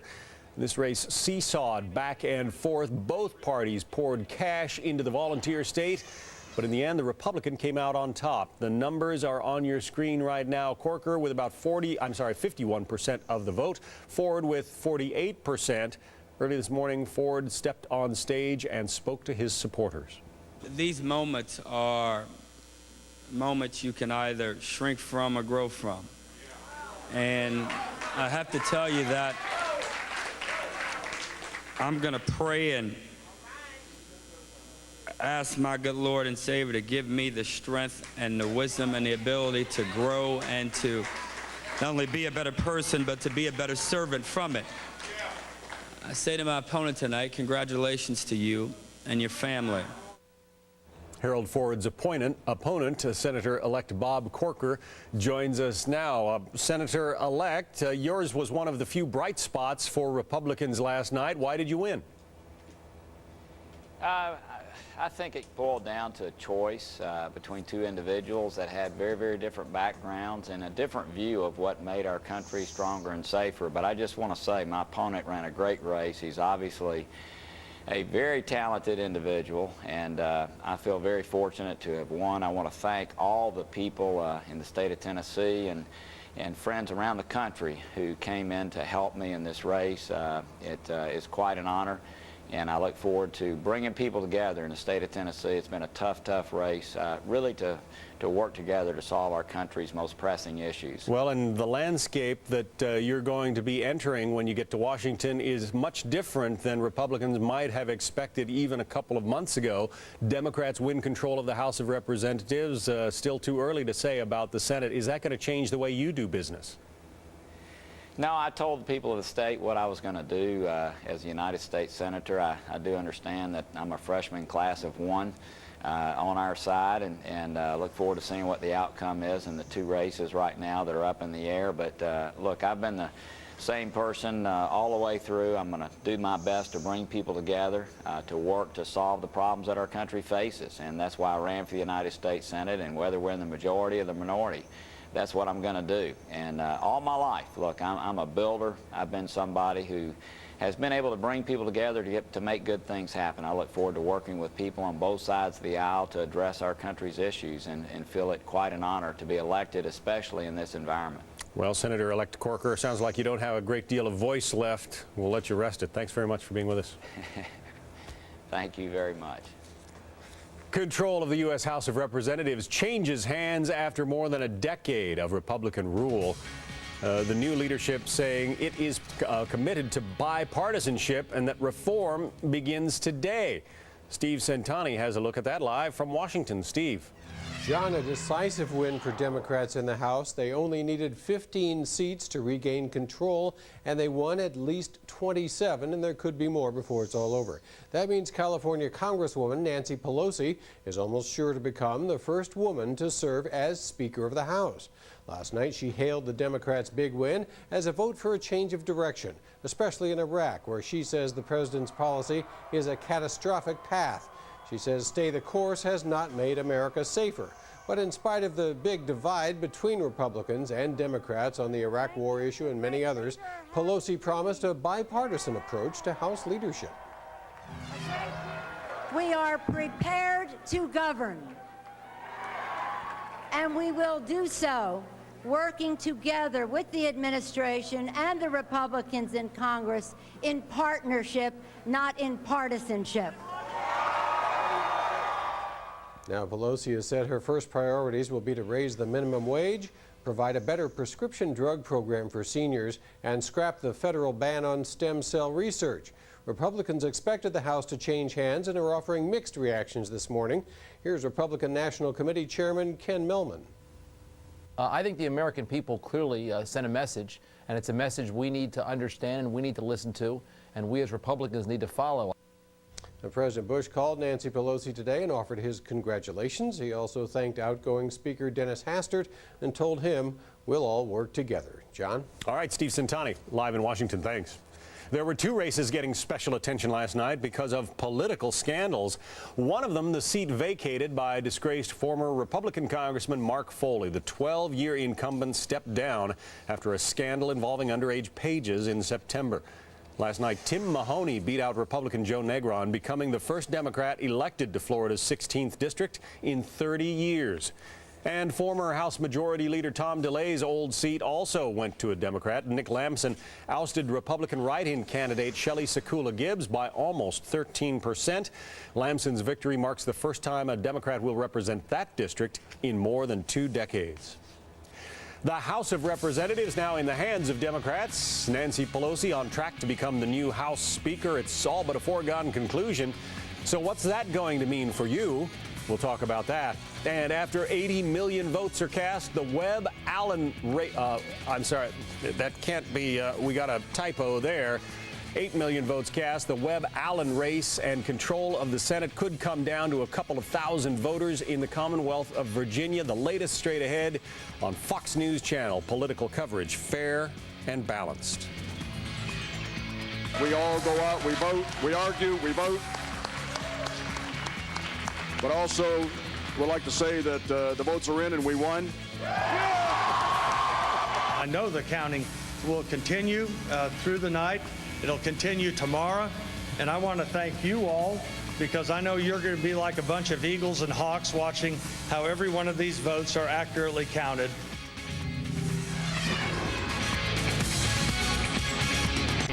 They're going to vote for change, not the status quo.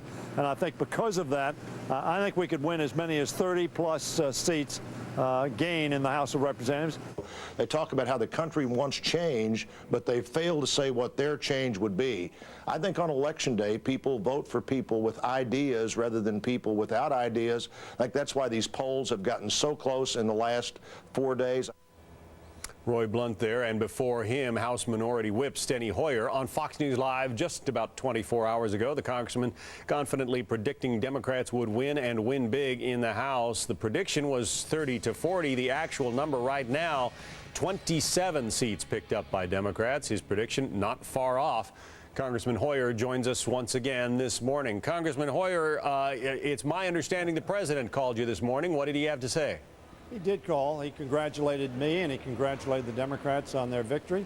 And he said he wanted to work together. And I responded that both Nancy Pelosi and I had said that we wanted to work together to confront the challenges of our country. We think that's what the American people want. They voted for change, not necessarily partisan confrontation. And we're prepared to do that. And if the president wants to meet us halfway, we certainly are going to meet him halfway. And we want to reach across the aisle as well. And say to our colleagues in the House, let us put behind us this partisanship, this confrontation, and solve problems. That's what America wants us to do. Many Democrats have said that this election was really about President Bush and changing the direction of the country. If that's the case, doesn't that mean that there is going to be legislative gridlock on programs that the president wants that the Democratic majority in the House and maybe the Senate doesn't? Well, you know, I hope not. Clearly, we have an example. The Reagan administration with a Democratic House worked together both on Social Security reform, on tax reform, on other issues. Were there differences? Clearly there were some significant differences, but there was also a coming together and working on behalf of the American public and our country. I presume that President Bush, I give him the benefit of the doubt. I think he wants to do that. As he said he wants to do that. We're prepared to do that. So I hope that we're not going to have gridlock. The American public doesn't want gridlock. They voted for change. We're going to work together for change. So what's priority one in the House under Nancy Pelosi? Well, priority is our, as you know, in the first 100 hours of the session, we're going to address a number of issues. First of all, real security, the implementation of the 9/11 Commission report, which has not been done at this point in time. We're going to address jobs. We're going to address minimum wage, make sure that people working for the minimum wage and working 40 hours a week are not living in poverty in America. We're going to address college expenses. They've been escalating at over 50% in most states in the nation. We need to make sure that young people and working families have access for themselves and their children to college. We want to start addressing energy independence. That's a national security problem, it's an economic problem, and it's certainly an environmental issue. And in addition to that, we're very concerned about 46 million Americans being uninsured, not having a way to get into the healthcare system. We need an accessible, affordable healthcare system. We're going to address prescription drugs. We're going to address the donut hole. We're going to address the ability to negotiate prices when we buy large amounts of drugs. That will save money for our senior citizens. Then we're going to address Social Security, and we're going to make sure it's a guarantee, not a gamble. We're going to address pension stability so that we won't see Enron's stealing people's pensions and putting them in poverty. That's an awfully long and ambitious list. One thing I didn't hear in that list, illegal immigration. Is that something that the Democratic leadership will be addressing? I am sure that we're going to be working with the president and with our colleagues across the aisle. The Republicans could not come to agreement on that. They were deeply divided on that issue, and as a result, we took no action on immigration in the last session. I am confident that we will work together with the president. It's an issue of great importance. We're all for border security. I think that's not a contentious issue. We want to make sure that our borders are secure and that we know who's coming into this country. We need to do that for national security purposes, and frankly, we need to do it so we don't get overwhelmed on our social services agenda for our own people. Now, having said that, there is the issue that the president has raised, essentially agreed with the Senate, and we think the House can come to agreement with the president and the Senate on this issue. Steny Hoyer expected to be the majority whip in this new Congress. Thanks very much for being with us. Thank you very much. So the likely new Speaker of the House, Nancy Pelosi, expected to give a news conference coming up a little bit later this morning. We will bring that to you live. And if you're just joining us, we're still waiting on results from two states, Montana and Virginia. Democrats in the lead in the Senate races in both states, but just barely. So what's next?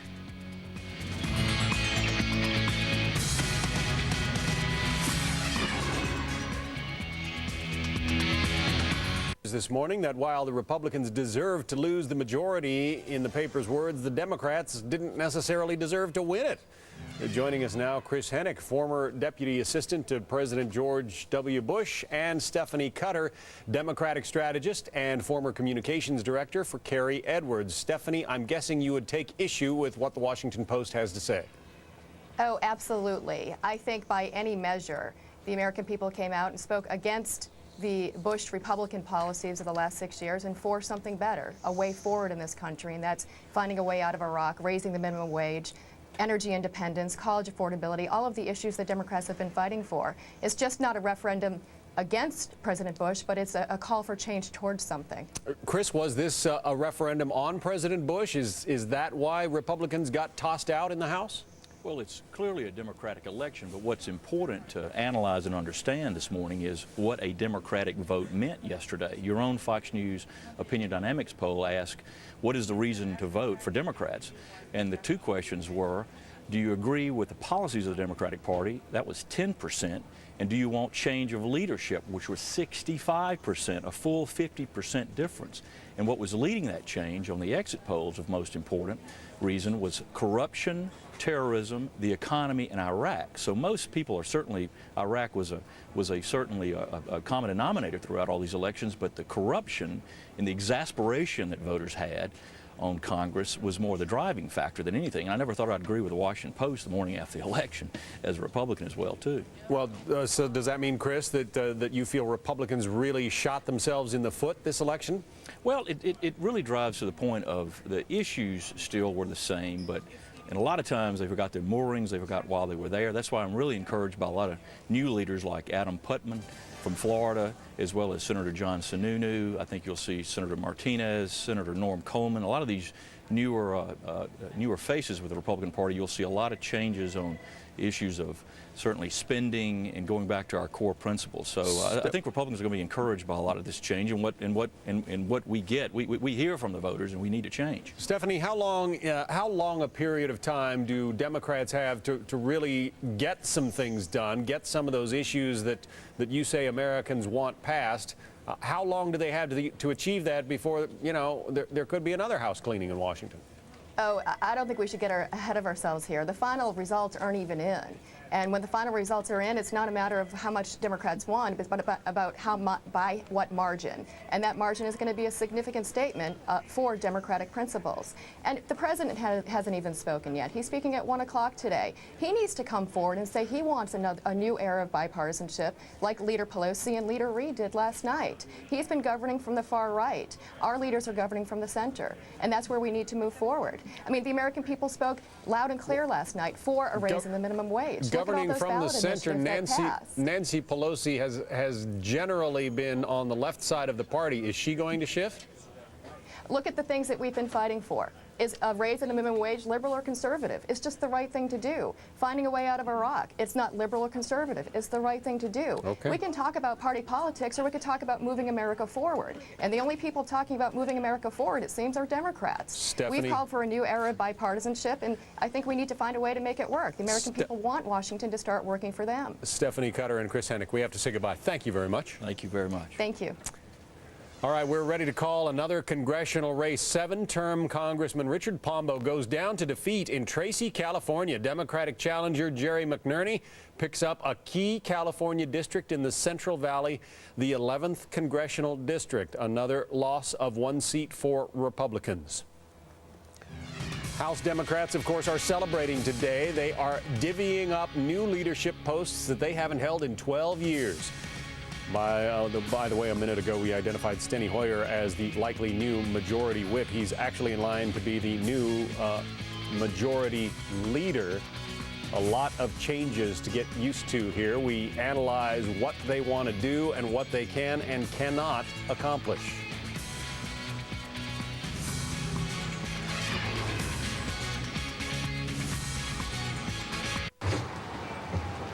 Take a live look at the Capitol building. President Bush is planning to hold a news conference about the change in direction that seems to have taken place there. The president's been working the phones this morning. He has already called House Speaker Dennis Hastert, a guy who has that title for only a couple of more months. Minority Leader Nancy Pelosi, we hear that the president offered her his congratulations when he made a phone call to her this morning. Once again, President Bush planning a news conference about 3.5 hours from now, 1 o'clock Eastern Time. You can see it live right here on Fox.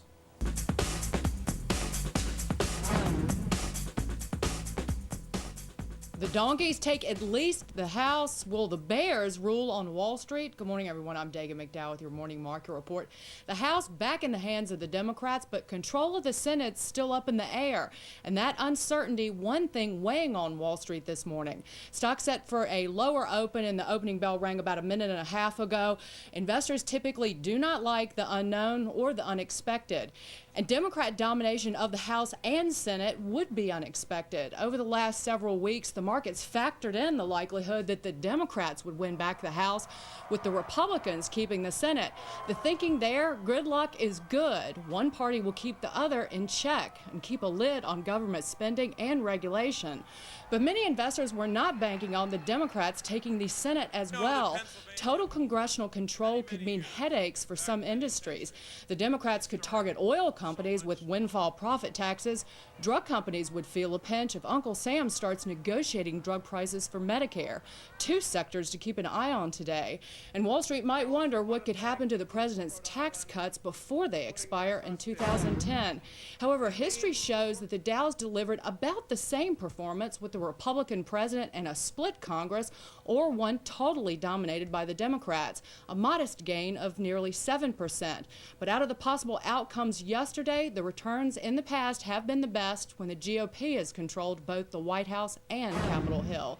So let's see who is in control on Wall Street this morning. Clearly the bears are out, the bulls taking cover. The Dow is down 38 points, and you're seeing red arrows for the NASDAQ and S&P as well. And be sure to watch Your World with Neil Cavuto today at 4 Eastern. Is Charlie Rangel now the most powerful money man in D.C.? Well, Neil talks to the congressman at 4. And this weekend, you cannot miss the Cost of Freedom. Saturday morning, we'll break down the entire election and figure out what it means to your money. That is Saturday morning at 10 a.m. Eastern. And you can always check out foxbusiness.com. I'm Dagan McDowell.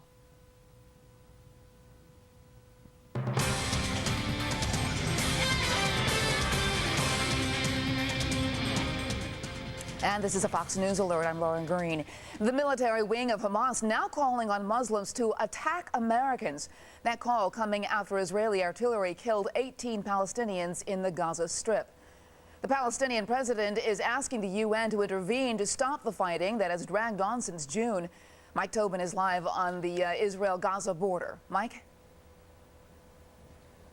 Hello, Lauren. It has been another deadly inflammatory day in the conflict between Israel and the Palestinians. This after Israel pulled troops and armor out of Bet Hanun, the little Palestinian town which is behind me.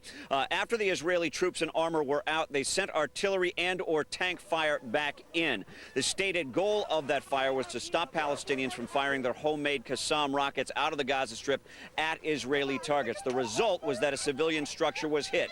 18 Palestinians killed in their sleep. 13 of them said to be from the same family. 7 of them children, all of them civilians. Demonstrations sprung up across the West Bank and Gaza. Demonstrators called for revenge. Leaders of Hamas promised to continue the rocket fire. Several more rockets were fired today. The militant wing of Hamas promised to reactivate martyrs, which you can interpret at this point to be suicide bombers. They promised to strike deep inside Israel. As a consequence, the terror alert level inside of Israel was raised. And for the first time, the militant wing of Hamas departed from its old practice of focusing only on Israeli target. They issued a statement calling for Muslims worldwide to hit American targets, and this is because of America's support for Israel. Lauren, back to you in New York. All right, thank you very much, Mike Tobin. And other news, turning now to the war on terror in Iraq. Iraqi police say mortar rounds land on a soccer field in Baghdad's Shiite neighborhood of Sadr City, killing 7 people. And the military says a U.S. Marine is the 20th American killed in Iraq so far this month. The Marine died fighting in Anbar province. Elsewhere in Baghdad, more sectarian violence. Police say 1 car bomb killed a civilian and wounded 6 others. And a homicide car bomber set off explosives near a convoy of Iraqi commandos, killing 1 soldier and wounding 3 others. In a third attack, 3 civilians were killed by mortar shells in central Baghdad. Police say 13 other people were wounded.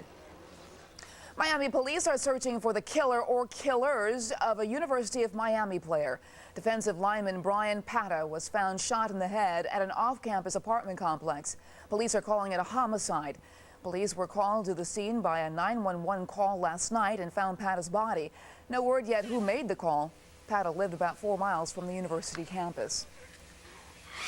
And singer Britney Spears looking to end her second marriage. The pop princess has filed for divorce from her husband, Kevin Federline. Divorce papers cite irreconcilable differences. Spears and Federline have 2 children, a 1-year-old and an infant born in September. And those are some of the stories Fox is following. I'm Lauren Green.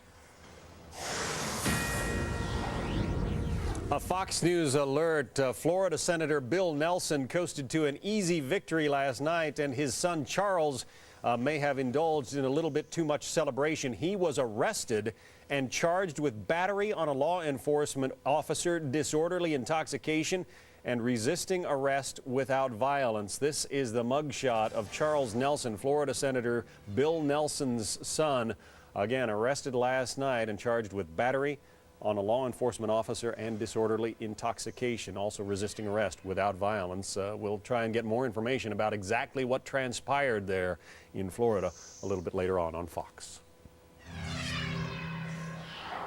We really care about taking our country back, about giving, about changing the course in Iraq, overseas, about helping average people pay the bills, the tuition bills and the prescription drug bills and the health care bills and the energy bills.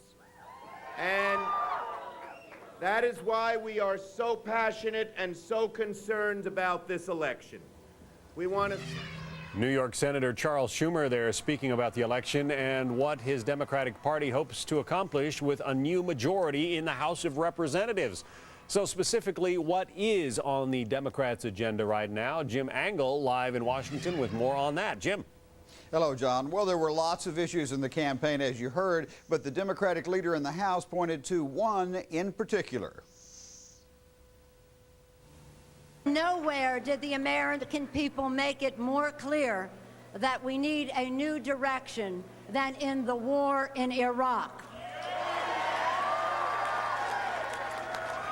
Stay the course has not made our country safer, has not honored our commitment to our troops, and has not made the region more stable. Though Democrats were uniformly critical of the situation in Iraq, as were many Republicans, Democrats are deeply divided over exactly what to do. Many of the leaders of the party have said the consensus position was a small withdrawal at the end of this year, but no timelines or deadlines after that. But John Murtha, who is running for majority leader, wants withdrawal as soon as possible. So the exact mandate for change is not clear. Mandate for what? I mean, the Democrats don't have a definitive plan, so I don't know that anyone would argue that it's a mandate. I think the dilemma here for the voters is they see what's going on in Iraq, and there's a gut feeling, common sense feeling among the public that just things are a mess, things aren't going well, and that there needs to be a change of direction. But many Democrats think the change in direction is to be more successful by changing tactics, maybe even dividing the country into 3 affiliated parts. But many are strongly against rapid withdrawal, saying that would be a disaster. The Democrats also have a long list of domestic goals, including an increase in the minimum wage, but many states have already taken care of that. 6 states voted last night to raise the state minimum wage above the federal level of $5.15 an hour, joining 23 other states which have already done so.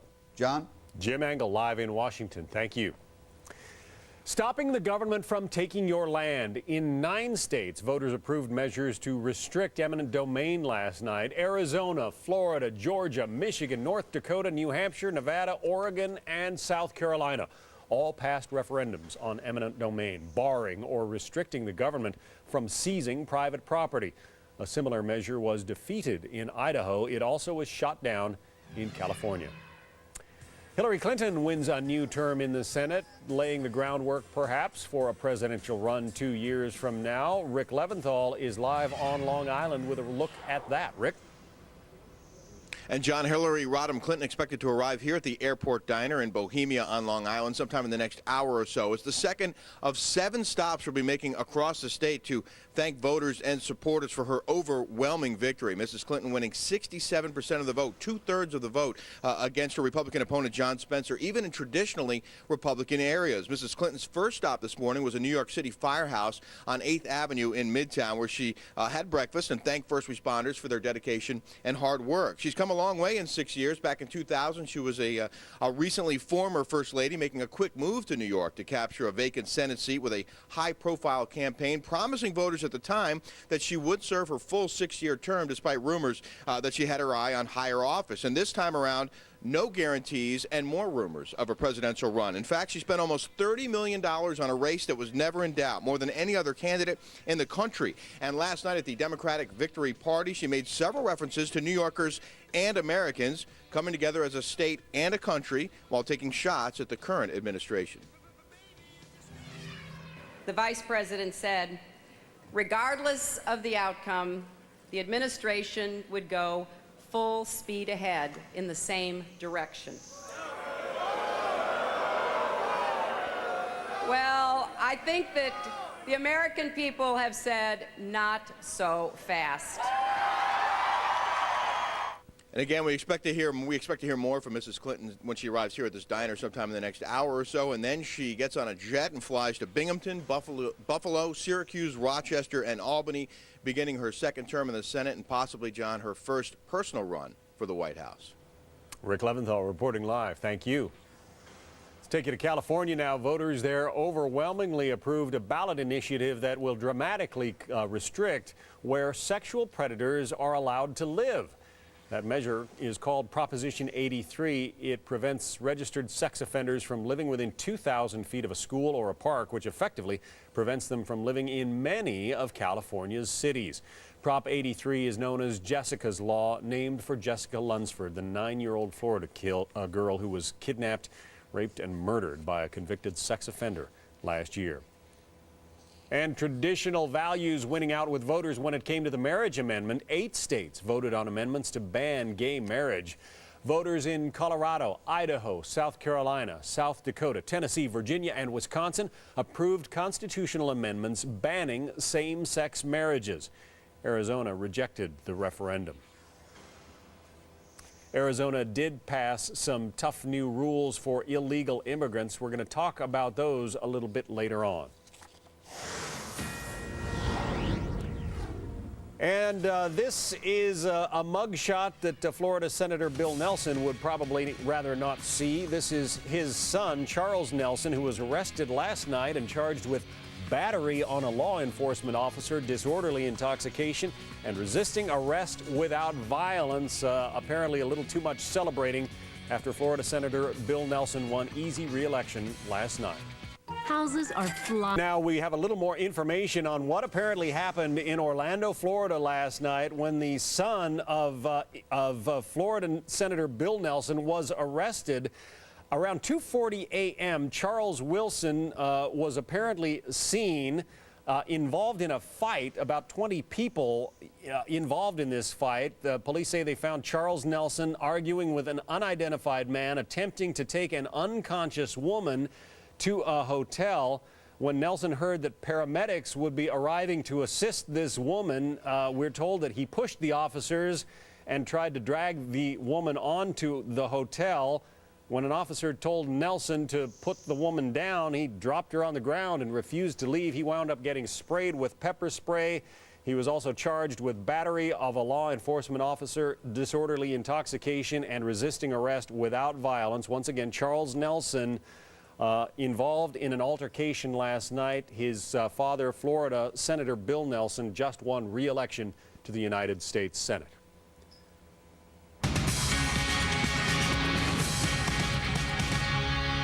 South Dakota voters reject a controversial measure banning all abortions except to save a woman's life. Opponents of the ban, 55% to the supporters, 45%. Governor Mike Rounds signed the bill into law in March, but critics say it was too harsh because it did not include exceptions for rape and incest.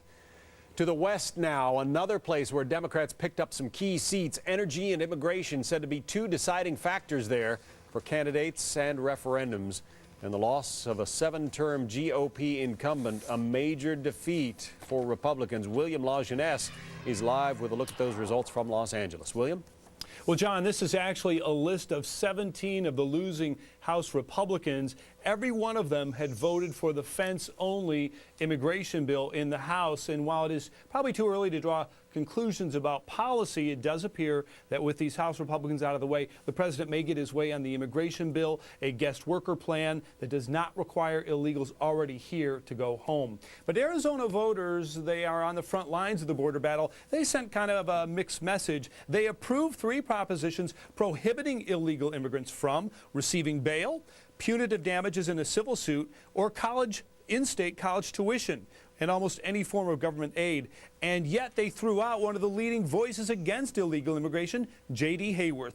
Hayworth is a polarizing figure. The Arizona Republic called him a bully. Hayworth had a 15-point lead until Democrats targeted his race. Instead, voters elected moderate Harry Mitchell, an ex-mayor of Tempe. He, like John McCain, favors a guest worker bill and a path to citizenship for illegals already here. I think people are just plain wanting a new direction. I think they're tired of the way things are going in Washington, and they believe that we ought to be have some new priorities. Now, California posted almost a dozen ballot propositions, including a $4 billion tax on domestic oil production, and then giving that money to alternative energy. Ex-President Clinton and Al Gore supported it, but voters did not. They rejected it, as well as a tax on cigarettes, parental consent for minors on abortions, and public financing of campaigns. But voters approved an initiative requiring sex offenders to wear a GPS ankle bracelet for life. And finally, John, I will say that Governor Schwarzenegger won here. He has a press conference later today. He is going down to Mexico for a 2-day trade mission, and many are now speculating that he will take on Barbara Boxer in 2010. Back to you. Interesting. William LaJeunesse, thank you. Going to take a live look at the White House now. President Bush expected to speak to the nation about the election results. That at 1 p.m. Eastern. Once again, you're looking live at the White House. President Bush will hold a news conference about 4 hours from now. Make that 3 hours from now, about 1 p.m. Eastern time. This after his party, the Republicans, lost control of the House of Representatives. The president pledges to work with Democrats on major issues, including the war on terror and building the growing economy. Joining us now, Mike Allen. He is the White House correspondent for Time magazine. You were part, Mike, of that article on the Lone Ranger. The president sort of going it alone in many ways in politics. He's going to feel a little bit more alone now with his party having lost control of the House. Well, happy post-birthday, John. And you don't think he's going to be best friends with the incoming Speaker, Nancy Pelosi? Well, he's going to have to be, isn't he? Yeah, he definitely plans to work on it, John. John, as your viewers are in the Perkins this morning, eating their pancakes, looking at the returns, as if you're in Bozeman, praying for a miracle in that Senate race, you're wondering how is the president going to play this? And John, I can tell you, the president is going to act on this as an opportunity, not as a defeat. Beginning in the Rose Garden today, you're going to see the president taking a surprisingly conciliatory point of view, saying to Democrats that he wants to start up front by working on issues where either they have shared interests or even where they agree to try to get something done. The model that his aides are using for this is the president's approach when he was in Texas, when because of the Democratic domination of the legislature, he had to work with them. And the president had a very productive and even jocular relationship with the legislators there. Now, I don't think you'll find him palling around with Democrats in the House quite the way he did in Senate. But they say that this is a model for a way to get something done. Because, John, there's no question that what happened yesterday is a crushing personal defeat for the people in the White House. But they worked hard to get here, and they don't want to see it a smoking wreckage in January 2009. Well, at the White House, are they attributing this defeat in the House to some of the president's policies, or is it all about the behavior of some Republicans in Congress? And I'm talking about people like Mark Foley, Tom DeLay, the Abramoff scandal.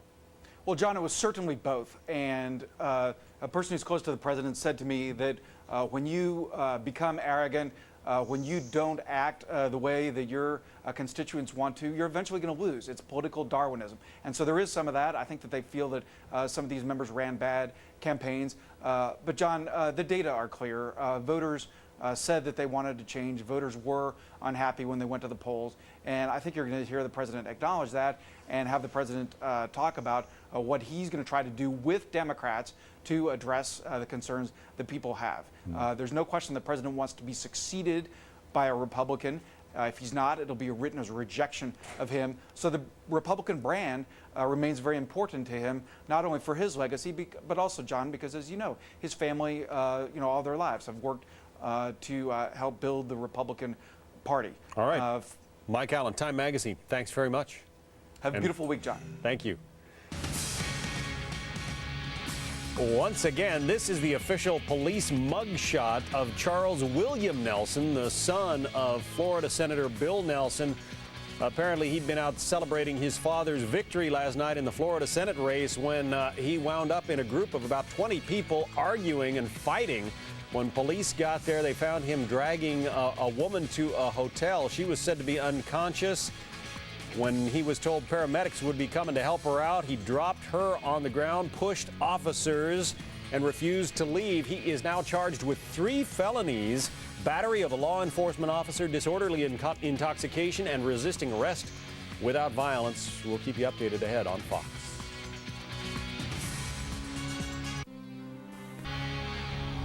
Good morning. It's 10 a.m. in Washington, and it's a whole new ball game there. The balance of power has changed.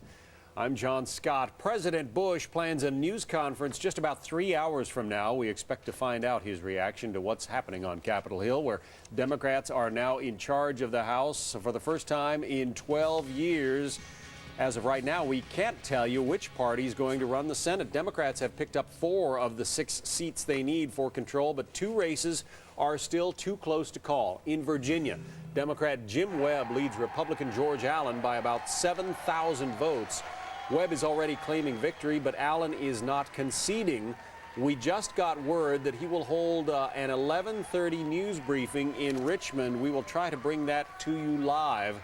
In Montana, a tight race grows tighter by the hour. Democrat John Tester is ahead of Republican Conrad Burns, but only by about 1,700 votes, and ballots are still being counted. There are all kinds of balloting problems in Montana. Molly Henneberg is covering the Senate showdown for us. From Washington, she brings us a live update. Molly. Hi, John. Based on election results, it's tied up in the Senate for now. Republicans have 49 seats, Democrats and independents 49 seats. 2 seats are up for grabs, Virginia and Montana. The Democratic candidates are leading in both states. In Virginia, Democrat Jim Webb is ahead of incumbent Senator George Allen by 7,800 votes out of 2.3 million cast. Still to be counted are votes in a handful of precincts and some absentee ballots. Allen says he's still in the race. Webb is claiming victory. We all go out, we vote, we argue, we vote. But also, we'd like to say that the votes are in and we won. I know the counting will continue through the night. It'll continue tomorrow. And I want to thank you all, because I know you're going to be like a bunch of eagles and hawks watching how every one of these votes are accurately counted. A recount is not automatic in Virginia. If the margin is less than half of 1%, which it is now, then the trailing candidate can request a recount paid for by the state. But a recount could not even begin until after the State Board of Elections meets on November 27th. In Montana, Democrat John Tester is ahead of incumbent Senator Conrad Burns by about 1,700 votes. If that gap narrows to about 1,000 votes, it would fall within the margin of a recount there. As for the overall Senate picture from last night, Democrats picked up seats in blue in Rhode Island, Pennsylvania, Ohio, and Missouri. Republicans were able to hold on to a competitive Senate seat in Tennessee, seen here in red. And Virginia and Montana, highlighted in yellow, are yet to be decided. Republicans need to hold on to one of those states, Virginia or Montana, to keep control of the Senate. John? All right, Molly Henneberg live from Washington. Thanks very much. So it has been an interesting 24 hours. Edie Hill joins us now, and the senator from your home state of Connecticut, Joe Lieberman, takes on a whole new importance in this new balance of power. Well, actually, you're right. The senator from my state, though, Kay Bailey Hutchison, won re-election. Coming up in our program, we're going to have actually my local representative from Dripping Springs. Typical Texas politics, there was a fist fight outside the Baptist church. Whoa! So we'll tell you about that. But Joe Lieberman up in Connecticut, you know, how would you feel if you have been really one of the top guns in your group, whatever it is, your company, your group of friends, whatever, and they all of a sudden turn on you? Would you go back to them with open arms? Well, it's going to be interesting, like I said, to see what happens when he gets back to Washington. It was feisty there. Meanwhile, the House of Representatives in Democratic hands, and the new speaker is a liberal Democrat. She's also a woman for the first time in American history, a woman leading the House. We are prepared to govern, and we will do so working together with the administration and the Republicans in Congress in partnership, not in partisanship. Well, how do you accomplish that? Steve Centani is live in Washington. Steve, will that be an easy feat, or very contentious? It might be a little bit difficult, but of course, the Democrats now in charge of the House, so they can decide who's the head of all the committees and set the agenda there. But then, of course, they clash with the White House on some issues. Democrats promising bipartisanship, Republicans looking ahead to the next election after this dramatic shift in the balance of power here in Washington. Here's the lay of the land for the House of Representatives right now. After Democrats picked up at least 27 seats in Tuesday's election, and probably more before it's all over, they only needed 15 to gain control, so they're well over that. That means the next Speaker of the House is very likely to be a liberal Democrat from San Francisco, as you said, Nancy Pelosi. Now, she's the first woman ever to hold that job. She promised an open, honest, and ethical Congress last night. That, of course, a clear reference to the scandals that have rocked Capitol Hill. And she said Americans voted for a change of direction on Tuesday. The architect of the Democratic House win is Congressman Rahm Emanuel. We laid out, I think, a very succinct strategy to nationalize an election around the new direction and around change, because the American people wanted change. They were very upset with, after 6 years of what I refer to as the endless occupation in Iraq and the wageless recovery here in America. And Democrats offered an alternative that the American people wanted to embrace. Now, Republicans are looking forward to the next election and promising to work with the Democratic majority. Here's the postmortem from Tom DeLay, the former Republican leader in the House.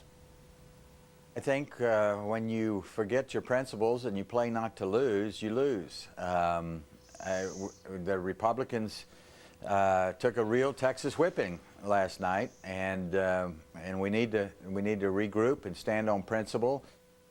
Now, the president called the future Speaker, Nancy Pelosi, this morning to congratulate her. Pelosi's planning a noontime news conference to talk about her plans. That's about 2 hours from now, and Fox News will carry it live. John? All right, Steve Centani live in Washington. Thank you.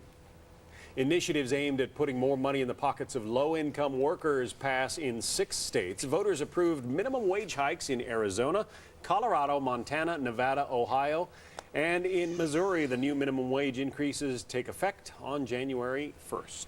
You know, John, I don't know if you thought this was as interesting as I did, because, you know, many Democrats were elected to office, but it's almost like they didn't get the capital, political capital, but more like a line of credit, because so many of the socially conservative voter initiatives passed, like in Arizona. Voters there taking a hard line with illegal immigrants.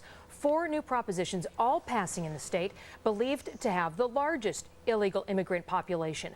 Proposition 300, promising an immediate impact. And now it effectively blocks illegal immigrants from accessing several taxpayer-funded programs. And that includes a lot of forms of the adult education and child care.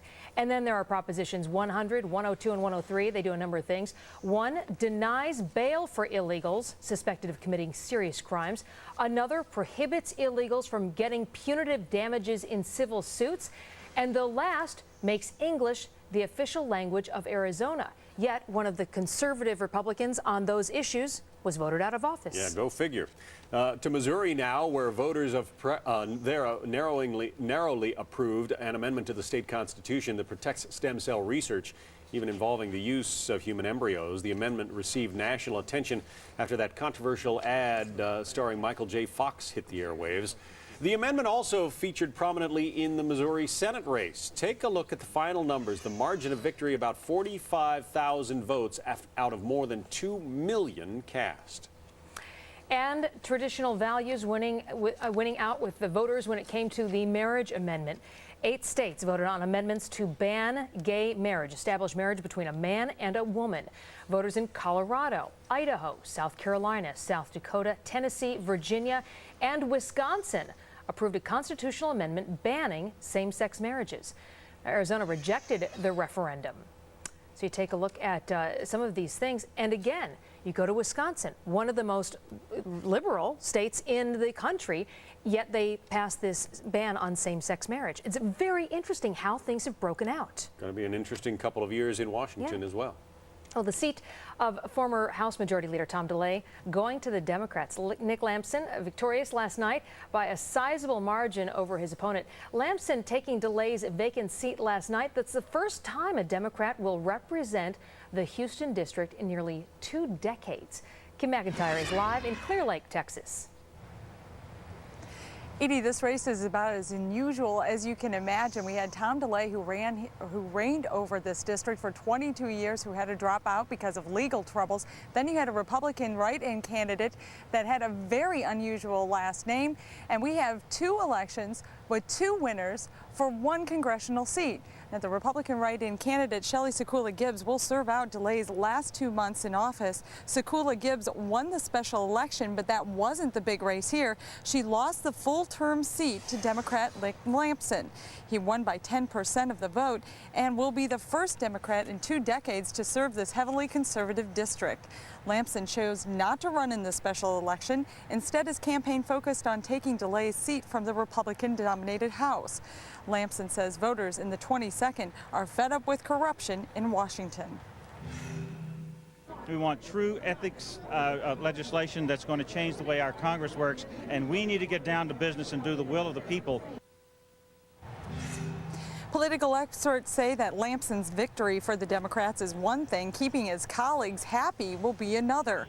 In such a red-leaning district, they say Lampson will be butting heads with some of his powerful blue leaders. He's going to have to probably defy the national leadership on some issues. He'll probably have to take a more conservative stance on something than, say, the expected Speaker, Nancy Pelosi, would take. The Democrats put up big money for Lampson to win. They actually spent thousands of dollars sending letters to voters about the other Republican write-in candidates so they can divide and conquer. Edie. All right. Thank you very much. What's interesting, Edie, as the results came in last night, the race that tipped the balance of power to the Republican side was Tom DeLay's old seat. Tom DeLay, who thought he had engineered a sort of a veto-proof or a permanent Republican majority, that seat went Democratic, and that's what gave Democrats the balance of power in Washington. And that's what's interesting. The overall view, when you take a look at what's happened here, because that section of the state, very GOP, and they broke against the party. There was, for whatever reasons, so they break against the party. They vote for conservative Democrats. When you take a look at what Rahm Emanuel did, he brought in conservative Democrats. Now that's interesting because the leadership they will report to is the old guard, the very liberal side of that. And speaking of, let's take a look at the head of the Democratic Party, and that is Howard Dean. He is speaking at the National Press Club. This sets up something very interesting. Who will they side with? Let's listen in for just a couple of seconds to what Howard Dean has to say. Actually did for my predecessor, talked about values and how to connect with people that we hadn't been connecting with. I thought it was a seminal polling work, at least on the Democratic side, and he's been our pollster ever since. So, Cornell Belcher. One thing I guess you're not going to hear from Howard Dean is any kind of a scream about states where they still hope to pull out Senate races. But that goes, you know, you take a look at Howard Dean, you take a look at Nancy Pelosi, what they hope to accomplish with the party. Will they get help from these new Democrats coming into Congress? It is going to be an interesting couple of years in Washington. We'll be right back with more of your political coverage on Fox News Live.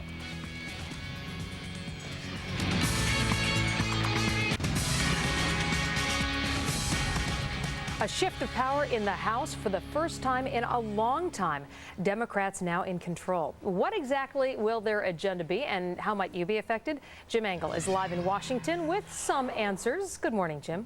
Good morning, Edie. Well, you've been talking about a lot of those issues, and there were indeed many of them in the campaign, many of them mentioned by Democrats after the fact, but Democratic leader in the House has pointed to one in particular.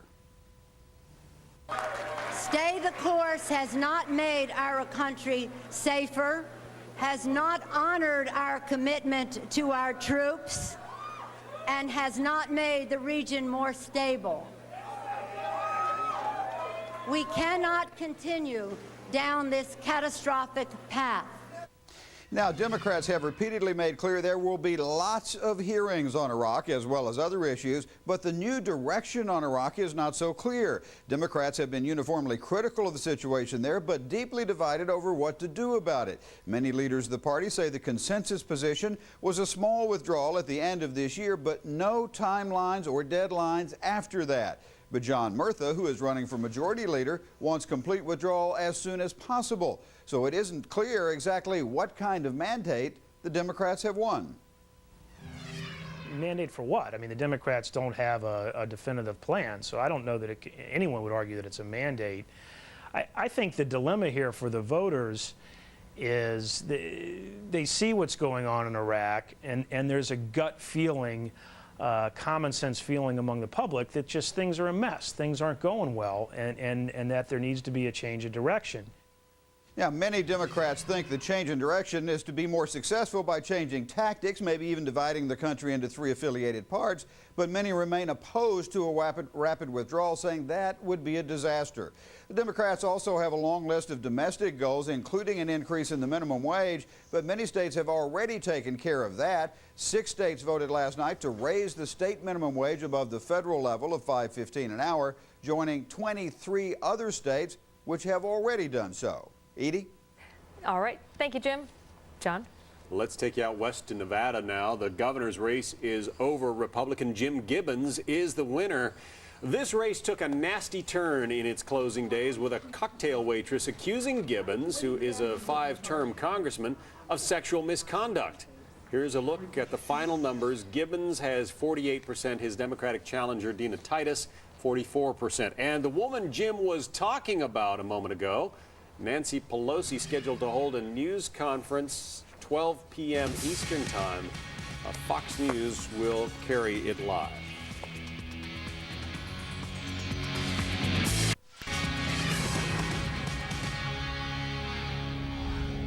All right, you decided, and we report Democrats will be in control of the House of Representatives when the new Congress convenes in January. Let's take a look at the lineup of leaders poised to take on new jobs. House Minority Leader Nancy Pelosi, almost certain to become the first woman to serve as Speaker of the House. Her caucus, of course, has to elect her first, but that's a foregone conclusion at this point. House Minority Whip Steny Hoyer, who was our guest a little bit earlier this morning, likely to become Majority Leader in the House. New York Congressman Charlie Rangel likely to head the House Ways and Means Committee. Joining us now, Leslie Marshall, radio talk show host at Westwood One Radio Network. Also with us, talk show host Mark Williams. Mark, some of these positions that we just talked about were positions that Republicans used to try to scare people. The president said, you don't want Charlie Rangel writing tax laws in this country. It didn't work, Mark. Why not? Well, not because the Democrats had a better idea. I think what we saw here was, as many people have been warning for the last couple of years, myself included, the Republicans didn't pay attention to business at home, the home base. They strayed from the values and from the issues that got them put into office. Now, that doesn't mean Republicans went out and voted for Democrats, but it means I think a lot of them stayed home or were nowhere near as enthusiastic as they could have been. You put that together with a bit of dirty pool, and you have a fundamental shift in power. But I got to tell you, it's going to be very interesting to see how Mr. Bush, who's handled international terrorism so well, handles the domestic legislative terrorism that Nancy Bin Pelosi's about to unleash, with legislative versions of ethnic cleansing that will be hitting the fan, beginning with the press conference. All right, Leslie, some observers, including the Washington Post, essentially say Democrats didn't win this election. Republicans lost it. What do you say? I say that's just typical Republican being sore loser spin. I mean, seriously, let's put our the Washington Post, Leslie, in its editorial page is not exactly a Republican bastion. But there are conservatives everywhere, and soon there will be liberals everywhere, as you can see. The country is changing. Let's call it what it is. This is, you know what? If this happened to Republicans, Mark, John, I would be the first to say congratulations. This is a victory, and that's what everyone should be saying to Democrats today. But not just to Democrats, to Americans that voted and Americans that said, look, we call the shots. We are your employers, Congress. Also sending a message to the president, and I do agree with Mark somewhat, that the Republicans weren't listening to Americans. I don't agree when he said the Democrats didn't present anything good. That's not true. What America clearly said is they were tired of being lied to. They were tired of the secrets. They're tired of us being in Iraq. And I do agree with Mark that it is time we care about what's going on here at home and focus on America and focus on the American agenda, because we've got a lot of problems in this great country. Mark, as you well know, these changes in power don't happen all that often. It's been a dozen years since Republicans swept into the House in '94. Are we looking at a decade or more of Democratic rule? No. I don't think we are at all, because we're going to see, beginning with the flurry of press conferences today, we're going to see the Democrats reveal themselves for what they are. And we're going to see that this country hasn't fundamentally shifted. I mean, you guys mentioned Wisconsin a while ago, banning same-sex marriage. You don't get any more liberal than parts of Wisconsin. America hasn't changed. As we've been warning the Republicans kind of left their base. Come back home, Republicans will put you back in office. It's going to be great fodder for you two talk show hosts, Mark Williams, Leslie Marshall. It's a beautiful thing. All right, thanks very much. For the next 10 years, Mark, for the next 10 years. Yeah, 2 years. Good to see you both. Talk to you soon. Also in the news this morning, deadly flooding in Washington state, making the rescues difficult. A state of emergency in 18 counties. A live report straight ahead. And we're awaiting a live White House news conference at 1 o'clock today. The president already calling both Denny Hastert and Nancy Pelosi this morning. We'll see what he has to say to the rest of the country. Coming up on Fox, political coverage, fair and balanced. And you find candidates that can win. If you're in the business of winning elections, you got to find the right candidates. And across the board, from Iraqi war vets to athletes to business people to police sheriffs, you find the candidates that best represent the opportunity to give voice to the democratic principles and ideals.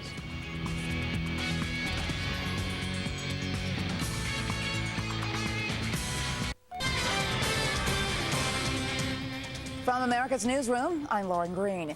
The November death toll rises again in Iraq. The U.S. military now reporting the deaths of a Marine and a U.S. soldier, bringing to 21 the number of U.S. troops killed this month. In Baghdad, more sectarian violence. Police say a car bomb killed a civilian and wounded 6 others in northern Baghdad. And in a separate attack, a homicide car bomber attacked a convoy of Iraqi commandos, killing 1 soldier and wounding 3 others. In other attacks, 3 civilians were killed by mortar shells in central Baghdad. 13 other people were wounded. And Iraqi police say mortar rounds landed on a soccer field in the Shiite neighborhood of Sadr City, killing 7 people. In Washington, heavy rains and mudslides sending floodwaters surging through a number of towns. Emergency crews say the record rains shut down roads, making rescues more difficult. Dan Springer is live on the Tolt River near Carnation, Washington. Dan? Yeah, Lauren, and I'm actually seeing some blue skies now. The rain has thankfully ended here in the Pacific Northwest, but still many folks in the state of Washington and Oregon are stranded by floodwaters that is still covering many roadways like the one you see behind me and homes. In Pierce County near Tacoma, a torrential downpour led to a levee breaking there, and the homes and neighborhoods quickly filled up with water. The Coast Guard and county search and rescue teams were called in to save people. The levee was eventually fixed, and the water is now receding. Yet still there are flood warnings in effect on 8 rivers, including the Cowlitz, which claimed a second life yesterday. A man drove past a road closure sign and he drove right into the river.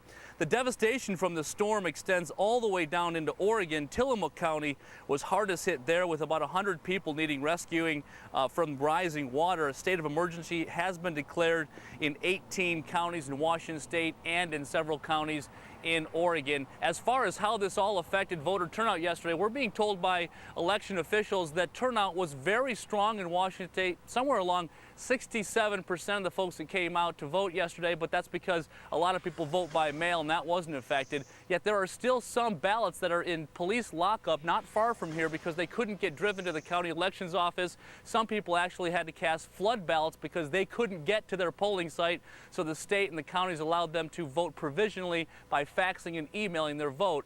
Still, these are hardy folks up here in the Pacific Northwest. A lot of rain doesn't keep them from voting. Back to you, Lauren. All right, thank you very much, Dan Springer. In other news, in Damascus, Syria, the head of the Islamic militant group Hamas calling on Palestinians to resume attacks on Israel because of an Israeli tank shelling of a town in Gaza. And the military wing of Hamas in Gaza urges Muslims worldwide to attack U.S. targets. Israeli tanks blasted the northern Gaza town of Beit Hanun early today. At least 18 civilians were killed. Palestinian leaders are calling for international intervention to end almost 5 months of fighting. The Israeli army says it was targeting the source of Palestinian rocket fire. Finally, a very unusual accident in Gaston County, North Carolina. 2 pickup trucks collided yesterday, one hauling cattle, the other carrying a church steeple. Neither driver was seriously hurt, but traffic was snarled for a couple of hours on I-85. A cattle truck driver told police the cattle suddenly shifted to one side, causing him to lose control. And those are some of the stories Fox is following. I'm Lauren Green.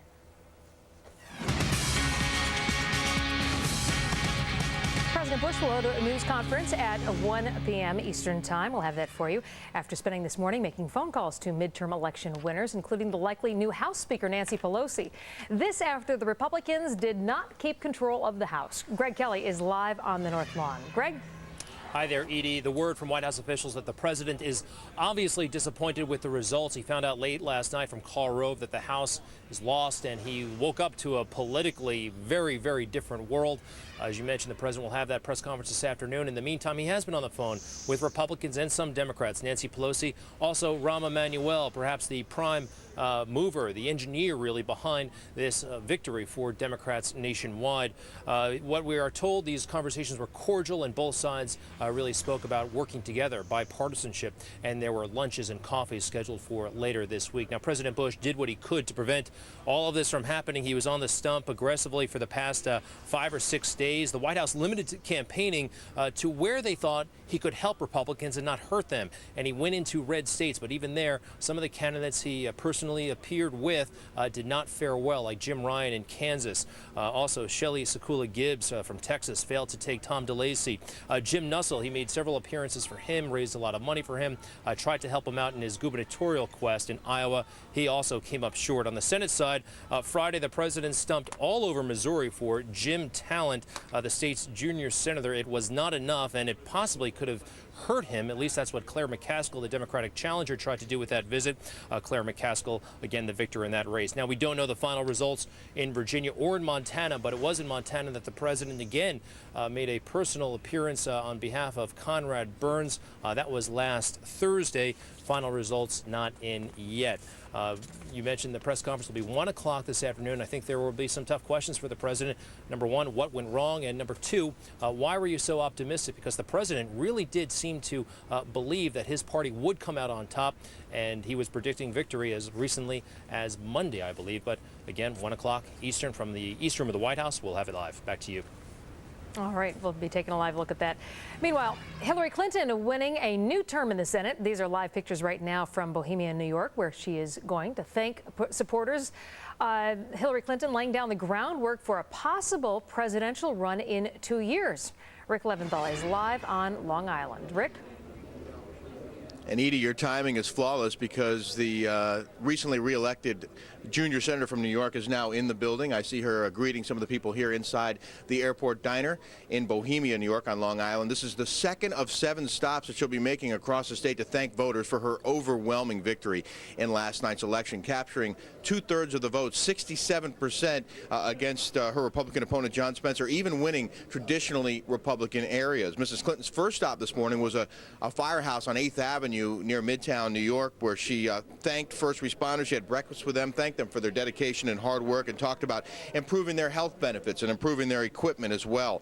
6 years ago, you may recall, she was a recently former First Lady. She made a quick move to New York to capture a vacant Senate seat with a high-profile high-profile campaign, and promised voters that she would fulfill her full 6-year term, despite rumors she had her eye on a higher office. Well, this time around, she's made no guarantees, and there are more rumors of a presidential run. In fact, she spent almost $30 million on a race that was never really in doubt. She spent more than any other candidate in the country. And last night at her Democratic Victory Party, she made several references to New Yorkers and Americans coming together as a state and a country while taking shots at the current administration.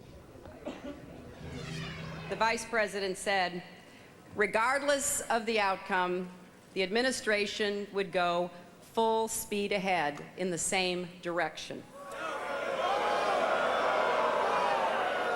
Well, I think that the American people have said, not so fast. Good morning, Senator. How are you? Good. You want to get a quick word with you, Ms. Just 1 second. Well, there she goes. She's now speaking to some county executives, some local Democratic Party leaders here inside the airport diner in a much anticipated visit here. She leaves the diner later this morning and flies to Binghamton, Buffalo, Syracuse, Rochester, and Albany. And by the way, we're not expecting any major announcements from Mrs. Clinton today about any presidential run. We're hearing that if there is an announcement, it could come about a month from now, Edie. Very interesting. Well, you're watching her as she is doing what she has done very well, and that is get those local machines behind her. And you saw that certainly with the results, didn't you? Yeah, we did. Again, capturing a whopping 2/3 of the vote, 67% here in New York, winning, like I said, traditionally Republican areas, trouncing her competition. But remember, she spent roughly 6-to-1 in dollars, almost $30 million on this race, and a lot of people believe that she spent all of that money because she was building a base, trying to show that she has widespread support so that she can make a successful run for the Democratic nomination for president. All right. Well, she didn't have time to talk to the press right now, but it sounds like maybe a month or so from now. Unfortunately. She'll take some time. All right. Thanks very much, Rick. You're welcome. We take you back out west now, and the left gaining ground in a former GOP stronghold. A 7-term Republican congressman losing his seat, plus another key loss for the right in Arizona. William LaJeunesse is live in Los Angeles.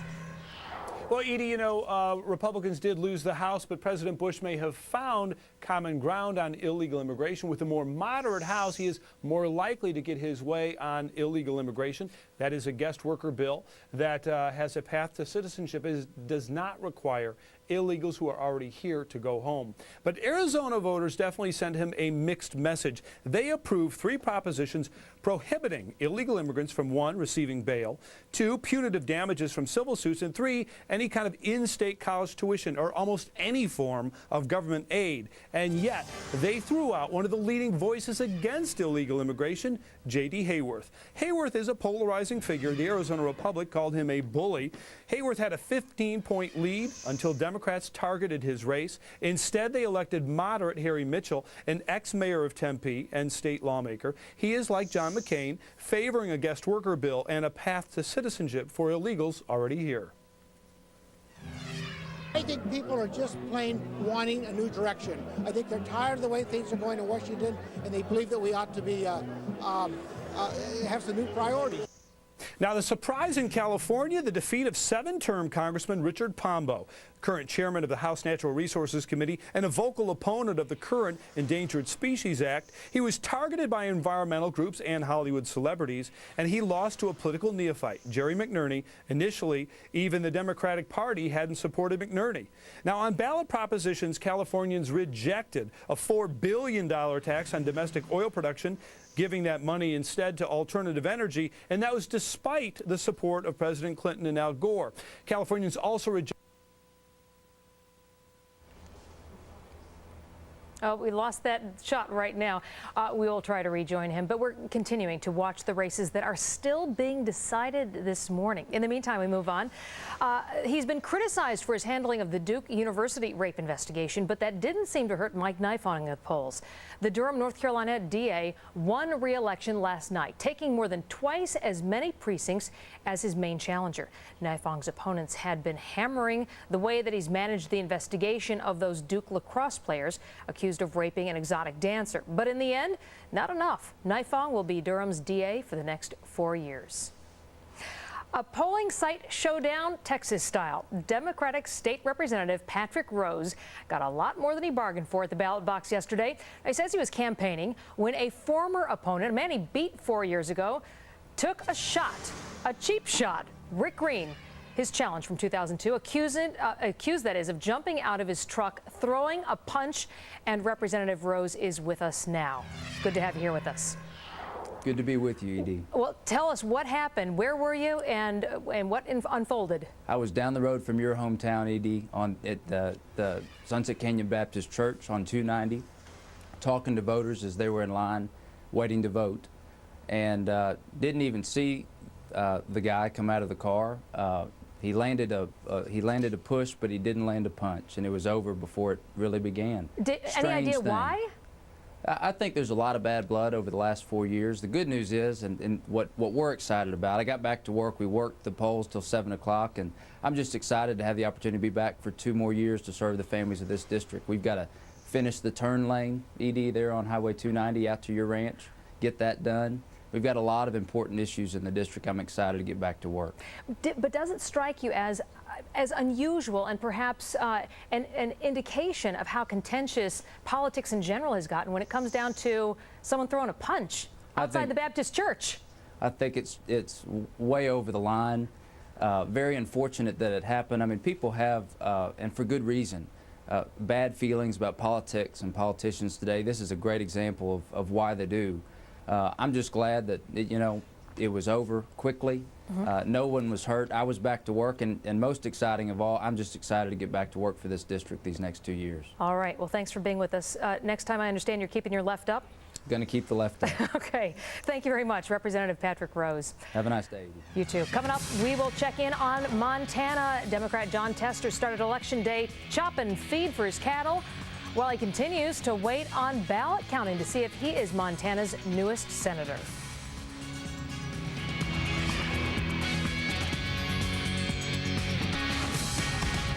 Well, as you know, there are 2 Senate races that are too close to call still.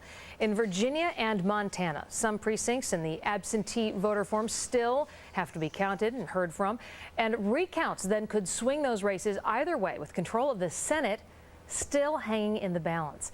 We're talking now to the Republican National Committee's former General Counsel, Mark Braden. Good morning, and thanks for being with us. Well, I don't know if it's a good morning for many Republicans, but I'm happy to be here. Well, let me ask you about that, because there are some who say that this could be a very good time for President Bush, especially on immigration, because many of the Democrats and the moderate Democrats that were elected yesterday have more in common with the president's immigration plan than the Republicans did. Well, I think that may be true on the one issue of immigration, but that's, you know, only one star in the universe. There are a lot of other issues where it's going to be a little more difficult from the White House perspective. But you're right on immigration. Some allies were elected and some opponents were defeated. All right, let's take a look at what's happening now. We've got Virginia and Montana still hanging in the balance. In Virginia, I believe it is still within that margin where they can have the recount. The state would have to pay for it because it's less than 1/3 of 1%, I believe. What happens there? What's the timing? Well, the Virginia process, it will be a while. It's a slow, deliberate process. First, we have to have the official canvass. Everything we have right now, of course, are unofficial numbers. The canvass is the process where the votes are actually tabulated. And it's not unusual for significant numbers of votes to change. And when I mean significant here, 100 votes here or 500 votes there. So the margin may change somewhat. Then following the canvass, if it's less than one half of 1%, there will be an automatic recount in Virginia, which is basically a retabulation, recounting process. I would be quite surprised if we had a final decision in this race much before the Thanksgiving.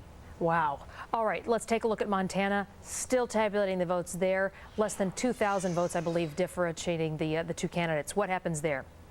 Well, again, it's the same process. We're still a couple days away from probably the official canvass where we'll get official numbers and we'll see how large it is.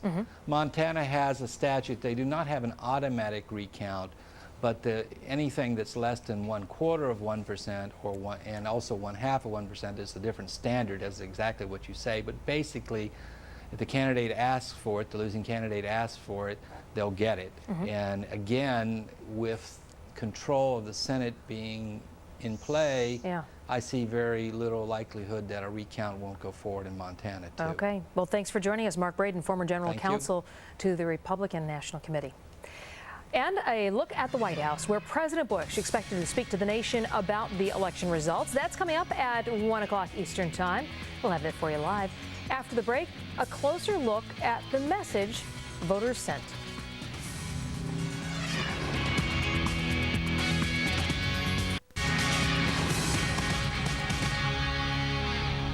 Well, you got the chance to go to the ballot box and you were heard. You want change in Washington, but exactly what will you get?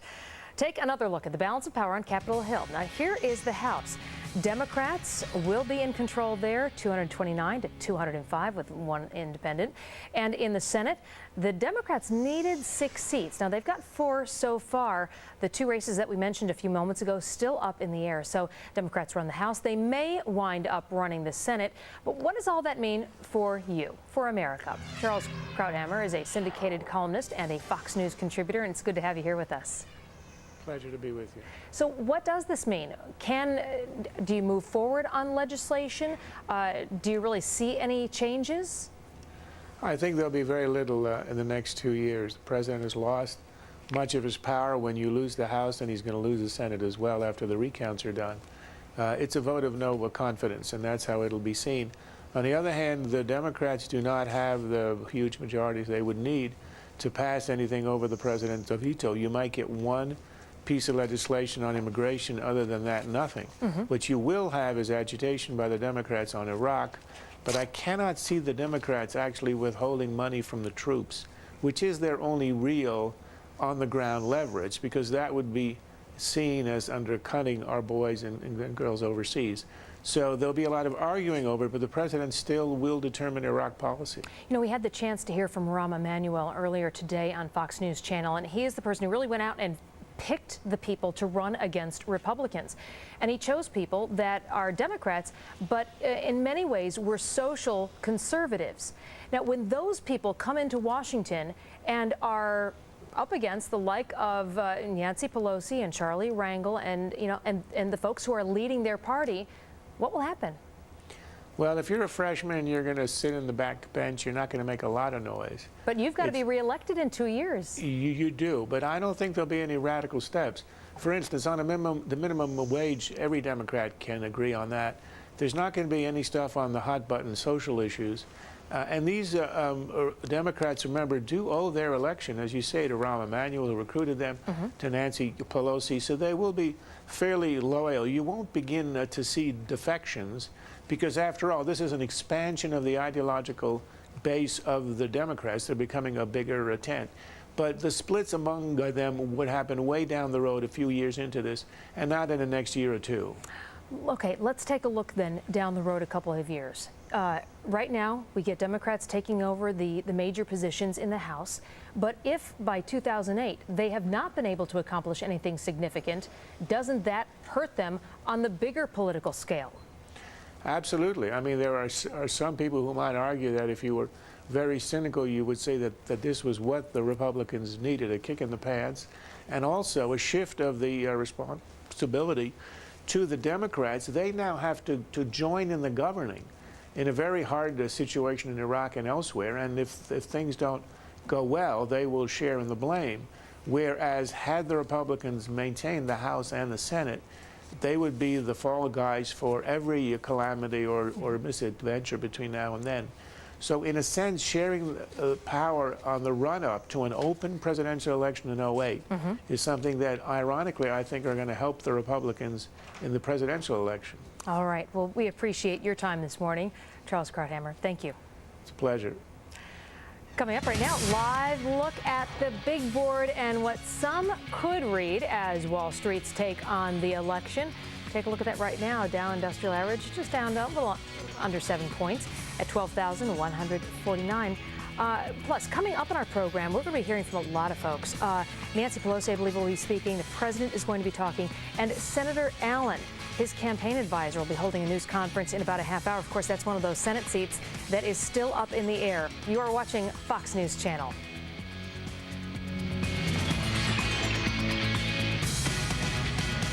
Foxcast for Wednesday. All eyes, of course, on the Pacific Northwest, where we continue to see some showers today. A little bit of a reprieve, but as we go into Friday and the weekend, another 2 powerful storms are waiting in the wings. So impressive storm totals over the last couple of days. And we do have some scattered showers west of Lake Tahoe in southern Idaho, and then towards Red Lodge, Montana, into western Dakotas, where we could see some showers and even a little bit of mountain snow. Now, again, the storm totals are very impressive for places in Washington and Oregon. Over a foot of rain for Stampede Pass, over a foot for Shelton, Washington. Seattle, just over 8 inches. And as I mentioned, it's not over yet, unfortunately. Today, bit of a drier day, but as we head for Friday and Sunday, another 2 storms waiting in the wings. And the Northeast is a soaker today. Looking out our windows here on 48th and 6th, it is just pouring. The umbrellas are out.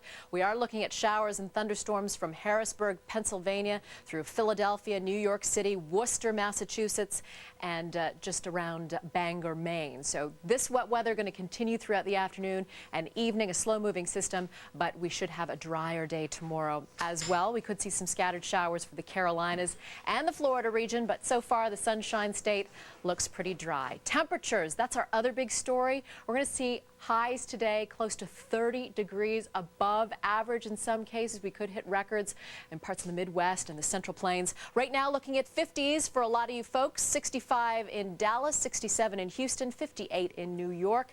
So it's kind of a muggy wet day in the Big Apple. Looking at 55 in Denver. We're going to be in the 70s today. 58 in Las Vegas and 59 in Los Angeles. Yesterday in Los Angeles, 97 degrees. I do believe that was a daytime record. Today in the 80s. And we're looking at 65 for Chicago with some sunny skies. Those rain showers moving across the mid-Atlantic and the Northeast. Could see some windy conditions as that system exits the coastline. 75 in Tampa with partly cloudy skies. Again, we could see some scattered showers across the Florida region and the Carolinas. Looking good for Texas and the Mississippi Valley. Denver, 74 today, but we could eat closer to 75, 76. Again, those showers and thunderstorms for the mountainous regions. Northern California, looking at the potential for some showers. And again, 2 more systems on the way for the Pacific Northwest. I'm Janice Dean. That's your Foxcast. Americans voting for a change of direction, giving Democrats control of the House for the first time in 12 years. Control of the Senate is still up in the air. Democrats picking up 4 of the 6 needed seats, but 2 races are still too close to call. We have Fox Live team coverage of You Decide 2006. Molly Hennenberg is in Washington. Greg Kelly is at the White House. Jeff Goldblatt is in St. Louis, Missouri. And Steve Centani is in Washington, D.C. But we start with Molly in Washington. Hi, EDS. Virginia and Montana are still too close to call. Ballot counting continues in both states today. The GOP needs to hold on to one of those states to keep control of the Senate. The Democrats need to win both seats in order to get control. Last night in the Senate, 7 key Senate races, Democrats picked up seats, seen here in blue, in Rhode Island, Pennsylvania, Ohio, and Missouri. Republicans were able to hold on to a competitive seat in Tennessee, seen here in red. And again, Virginia and Montana, highlighted in yellow, are yet to be decided. In Montana, Democrat John Tester is ahead of incumbent Senator Conrad Burns by about 1,700 votes. If that gap were to narrow to about 1,000 votes, it would fall within the margin of a recount there. In Missouri, it was a closely watched race between Democrat Claire McCaskill and incumbent Senator Jim Talent. When many election watchers went to bed last night, it was still a toss-up. But in the end, McCaskill pulled it out. And after the election, she told her supporters, quote, "You believed that you could make a difference, and you did. The nation was watching, and as she said, we showed them." So Democrats went into last night needing 6 more seats in the Senate. They got 4. The 2 final seats are yet to be determined. Edie? Well, what we do know so far is that there is a power shift in the House as the Democrats regain control for the first time in 12 years. And House Minority Leader Nancy Pelosi says her party made history, and now it's time to make real progress. National correspondent Steve Centani is live in Washington, D.C. So how do you make that progress? That remains to be seen, but Democrats are planning their agenda now after seizing control of the House, while Republicans are regrouping after a decisive electoral defeat. Democrats needed to win 15 seats in the House to seize control, and so far they've taken 27 seats and are expected to see an overall gain of approximately 30 seats.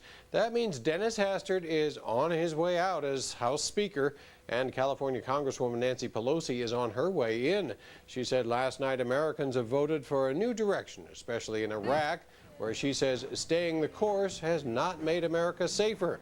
A leading Democrat who could become the new majority leader says voters expect a nonpartisan Congress. They voted for change, not necessarily partisan confrontation, and we're prepared to do that. And if the president wants to meet us halfway, we certainly are going to meet him halfway. As for the Democratic agenda, Nancy Pelosi has said that some of her first priorities will be a higher minimum wage, a better prescription drug program for seniors, and an end to the federal ban on stem cell research. Republicans are studying the results from last night and trying to analyze the outcome. Here's the reaction of former House Majority Leader Tom DeLay. I think when you forget your principles and you play not to lose, you lose. The Republicans took a real Texas whipping last night, and we need to regroup and stand on principle. The soon-to-be Speaker, Nancy Pelosi, holds a news conference in about an hour. Fox News will carry it live. Edie, back to you. Thank you very much. President Bush working the phones this morning, calling Dennis Hastert first, and then congratulating Speaker-in-waiting Nancy Pelosi on her new role. The White House says that it pledges to work together. Greg Kelly is live outside the White House with the latest reaction. Greg? Hi there, Edie. Obviously, the president is disappointed. Even his supporters are calling this a vote of no confidence, really, in President Bush. You mentioned the phone calls. The likely speaker, Nancy Pelosi, also Rahm Emanuel, really the engineer behind this victory for House Democrats. He's also checked in with top Senate leaders on both sides, and some coffees and lunches are scheduled for later in the week. Of course, the president did all that he could do, really, to prevent this from happening. But in the end, his appearances in red states for certain Republicans, not enough. In fact, some of the Republicans he appeared with went down to defeat, like like Mr. Jim Ryan in Kansas, Shelley Sekula Gibbs in Texas, Jim Nussle, a gubernatorial candidate in Iowa, also came up short. And on the Senate side, we don't know how that is going to come out. Friday, the president stumped all over Missouri for what turned out to be the losing candidate. Who turned out to be Jim Talent was not able to overcome the challenger Claire McCaskill. And also in Montana, the Republican Conrad Burns, the president appeared with him just last Thursday, and of course we don't know the results there. The president will have a press conference at 1 p.m.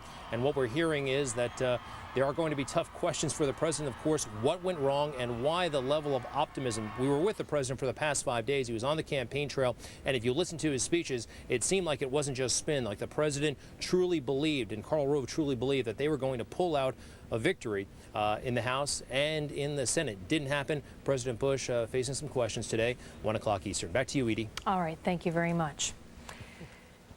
And I want to mention something, and so many of you have emailed this in. You're asking, because there are 2 independents elected in the Senate, even if the Democrats pick up these 2 seats, won't the Senate still be divided? The two independents say that they will caucus with the Democrats. So that is the reason why people talk about the Democrats taking control.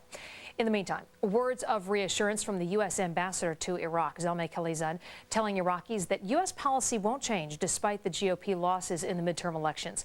Khalilzad saying that President Bush sees success in Iraq as, quote, imperative for America's national interests. And Senator Joe Lieberman is one of those independents that I was talking about. He will return to Washington for a 4th term. But of course, he's elected as an independent, although he says he'll caucus with the Democrats. Here he is. We don't have that sound for you, sorry.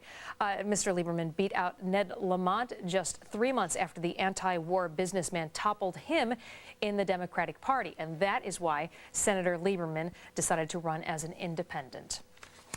Coming up, we're going to be watching for information from both the soon-to-be House Speaker Nancy Pelosi, we get used to saying that, and also the president. He'll be speaking at about 1 o'clock, I believe. Right now, let's go to Brian Wilson for more of an update on the latest in Washington. Brian? I want to bring you up to date on a pretty interesting situation right now regarding this Senate race in Virginia. Now, here are a couple of ifs that are very important, Edie. Pay close attention to this. If the final determiner of who controls the Senate comes down to Virginia, and if there is a recount, we probably won't know the results of that until December. Right now, Democrat James Webb leads Republican incumbent George Allen by 1/3 of 1%. It comes down to about 7,000 votes out of more than 2 million cast. There are still some votes trickling in, and these numbers are actually just a little bit behind the curve. The Allen camp is claiming there is a math error in Stafford County that will give their side 1,500 votes. Now, those kinds of things, math errors and the like, will be cleaned up today. State law says the recount can't even begin until November 27th. But Virginia political expert Larry Sabato says traditionally recounts in Virginia usually don't result in big changes in the vote totals. We have very precise procedures in Virginia. This is totally unlike Florida 2000. Lawyers are not allowed to go back into the individual votes. They're not allowed to make many of the challenges that were made in Florida. Frankly, the odds of 7,000 or 8,000 votes being overturned in Virginia are next to nil. If these vote totals stay in the same neighborhood, Allen would be granted a recount without cost to his campaign if he requests one. If he requests it, it's automatic. And last night he seemed like he was keeping his options open. We're still counting votes. It seems like every time there's a new email, you know, there's some more votes coming in. There's absentee precincts. There are some counties that say that, well, they'll get to counting the ballots later on today. In other words, they've gone home and they'll come back to work tomorrow and count those precincts. James Webb believes, on the other hand, that the race is pretty much all over. We all go out, we vote, we argue, we vote. But also would like to say that the votes are in and we won. So we await the final totals in Virginia. Some numbers, we are told, will be double-checked, and then we'll wait to see if Allen wants a recount. If he does, you can be sure the lawyers are assembling in Richmond, and we are in for a very long month of November. In fact, Republican strategist Ed Gillespie will hold a press availability in about 30 minutes or so in Richmond on Allen's behalf. We'll keep you up to date on what he has to say about their plans. Edie? All right, Brian, yeah, it sounds like it could take a long time to determine that. Well, the House of Representatives is in the hands of Democrats. Nancy Pelosi on track to become the new House Speaker. What does that mean for America? And the son of Florida Senator Bill Nelson arrested in Orlando. Why? What is he charged with? We have that for you. Israeli tanks pound a residential neighborhood in the northern Gaza Strip. We have details ahead. And we are waiting to hear from Ed Gillespie. He will be speaking about the Virginia Senate race, and we'll bring that to you live.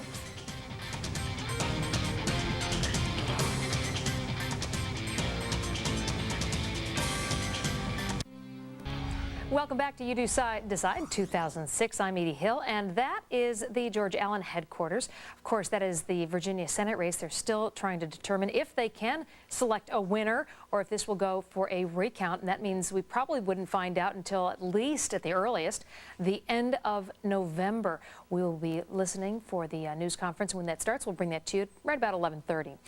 In the meantime, Democrats return to power, seizing control of the House and, of course, the Senate, just hanging on those two seats, Virginia and Montana. The Democrats capturing 27 Republican seats in the House. Take a look. That gives them control 12 years after they were routed by the Republicans. Meantime, battle for the Senate. The cliffhangers, votes in two states, Virginia, Montana. What does all this mean for Washington? How does it shape the agenda that people like Nancy Pelosi want to pursue? Joining us now is political analyst Hal Bruno. Thank you for being with us. Edie, nice to be with you. Well, we know that we do know for sure. The House is being controlled by the Democrats, and Nancy Pelosi talked about the things that she wanted to accomplish in the first 100 hours. How much of it is something she could actually do, and how much of it is just, well, it sounds really good to say it? Let's start with boosting the minimum wage. Not in the first 100 hours, not in the first 100 days. Fiscal discipline, pay as you go. Yeah, well, that's a nice thought, and maybe someday it'll happen, but not soon. All right, scrapping the ban on federal funding for embryonic stem cell research. That one, that's a tough one that could really stir things up. Well, I don't think it's going to happen fast, though. Okay. Something she says will happen very fast, day one, she says, and that is passing the 9/11 Commission recommendations. I think there is sentiment for that. And I think there is a possibility for that happening. But again, it's not going to happen instantaneously. What happens here is political parties discover when they take over that they can never be as far to the left or right as their base wants them to be. Republicans are always under pressure to move further to the right, but as a practical matter, they can't. Same thing with Democrats going to the left. American politics has to be played between the two 35-yard lines in order to be successful. Use your expertise, your background in this to explain to us what is happening, what's likely to happen. We know from the exit polling that many Republicans went in and voted for Democrats, whether it was just protesting, what has been going on with Republicans. But a lot of people say it's not because they loved the Democrats, even Charlie Rangel saying that, more that they were just protesting. So what does that say to the leadership now? This is one of those 12-year cycles of American politics in which a party stays in power long enough so they become fat and they become corrupt and they become incompetent. And it happened to the Democrats in '94 with the Gingrich Revolution, and they were all thrown out. And now it's happened to the Republicans. And it's brought about by a combination of factors: the war in Iraq, the inefficiency and incompetence demonstrated during Katrina. A half a dozen things contributed to this.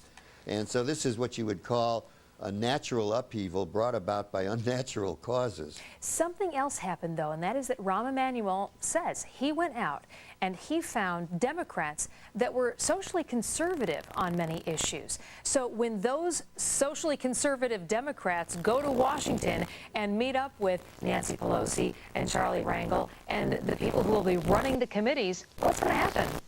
Well, at the start, not much, because they're going to be backbenchers, and they're going to take their place and do as they're told if they're smart. Eventually, though, yes, this force will emerge, and there already is a group known as Blue Dog Democrats that are socially conservative. Rahm Emanuel did a very smart thing. What he did was pull the Democratic Party's candidates back toward the center. Remember what I said earlier? It's a game played in the middle of the road between the 35-yard lines. Dick Scammon pointed that out years and years ago, and it's still true. And Rahm Emanuel got together a bunch of candidates that were closely in tune with where the American people are. Interesting. Well, we will see how all of this unfolds in Washington as they head in. Thank you very much for joining us, Hal Bruno. Thank you. Congresswoman Nancy Pelosi will be holding a news conference in less than an hour. We will have that when Bill Hemmer is live with us. It'll happen during his show. In the meantime, the Virginia Senate race is still too close to call. Control of Congress could ride on the outcome of that. So, does that mean bring in the lawyers, bring in the recounts? Could it take a long time to sort all this out? Also, Michael J. Fox campaigned very hard for it, and Missouri voters apparently listened, okaying an amendment to allow stem cell research on embryonic stem cell research in their state. We're live with that story. And we are waiting to hear from Ed Gillespie.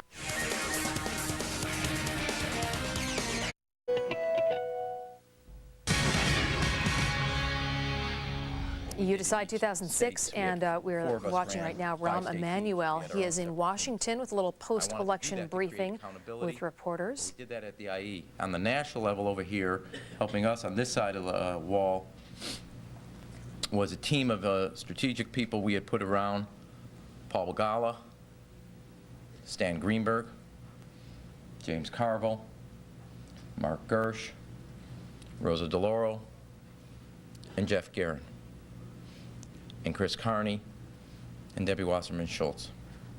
That created the national strategic team here centered at the DCCC. We're over at the IE was the district by district teams that John Lapp ran.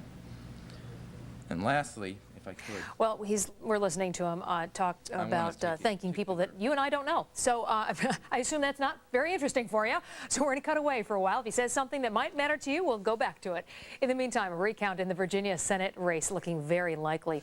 But that won't even start until November 27th. And control of Congress could ride on the outcome of that race. If Jim Webb wins, the Democrats need only one more seat to regain control of the Senate, and they may just get it because there's another undecided race, this one in Montana.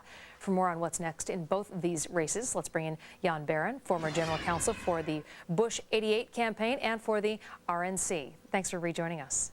Hi, Edie. All right, let's take a look at these two races. First in Virginia, where if it is within this certain number, about a third of 1 percentage point, the state automatically starts the recount, but only after the race has been certified. What does that mean? Well, there is a process that occurs after an election, which is called canvassing, where the local election officials basically do two things. They count the so-called provisional ballots that may not have been counted on election day. And secondly, they total up the results in that jurisdiction, whether it's a county or a city, and certify the numbers that they come up with and send it to the State Board of Elections. That process in Virginia is occurring for the next week or so. Then the State Board of Elections receives all of these results from all over the Commonwealth, and on November 27th, the State Board meets and certifies, according to their tabulations, what the results of yesterday's election were in Virginia. Now, within 10 days of that November 27th certification, the apparent losing candidate has a right to ask for a recount. However, the difference in the voter outcome has to be within 1%, and if it's 1/2 of 1%, the state will pay for the recount expenses. If it's more than 1/2% but less than 1%, then the candidate who's asking for the recount has to post a bond and basically ensure that the campaign will pay for the expenses. So that means we're waiting. Now, what about in Montana, where we have, I believe it's still less than 2,000 votes differentiating the two candidates? Yeah, it's a similar process. They're also having a canvassing in Montana. There are actually jurisdictions apparently that have not finished counting the ballots that were actually cast yesterday. They also have absentee ballots that they haven't counted, and also these provisional ballots. The process is the same in Montana as in the Commonwealth of Virginia, although the percentages are different. There, it's 1/4%, where the state automatically does the recount and pays for it, and if it's between 1/4% and 0.5%, then the losing candidate's campaign has to post a bond. Okay, let me ask you this, because I know you can explain it much better than I can, and I've gotten enough emails that I know other people must be wondering this. We have two people who say they are independents. They ran as independents, and they have been elected to the Senate. So what does that mean? They say they'll caucus with the Democrats. Explain what all this translates to. Well, at the beginning of each Congress, all the elected officials in that Congress convene in caucuses, party caucuses. And in the Senate, let's take that as a simple example because there are 100 senators. Traditionally, the Republicans caucus on the opening of the Congress, and the Senate Democrats will have their own caucus or meeting, and whoever has the majority will then control that body of the Congress. It's not unusual to have independents. We've had one in the last Congress, Senator Jeffords of New Hampshire. Right. We had one for many years from Virginia, Senator Byrd. But they usually pick one party or the other to sit down with and be part of that caucus. And since they have said that they will sit with the Democrats, that is why they would have the majority. Thank you very much for joining us. Jan Barron. You bet, Edie. Speaker in waiting, Nancy Pelosi, is poised to make history as the Democrats take control of the House. Pelosi is set to speak at the top of the hour, and we will bring that to you live as soon as it happens. Also, Claire McCaskill coming out of a hard-fought Missouri Senate battle by the skin of her teeth. The Democrat riding the stem cell issue to victory. We're live in Missouri. And victory celebrations may have gotten out of hand after Senator Bill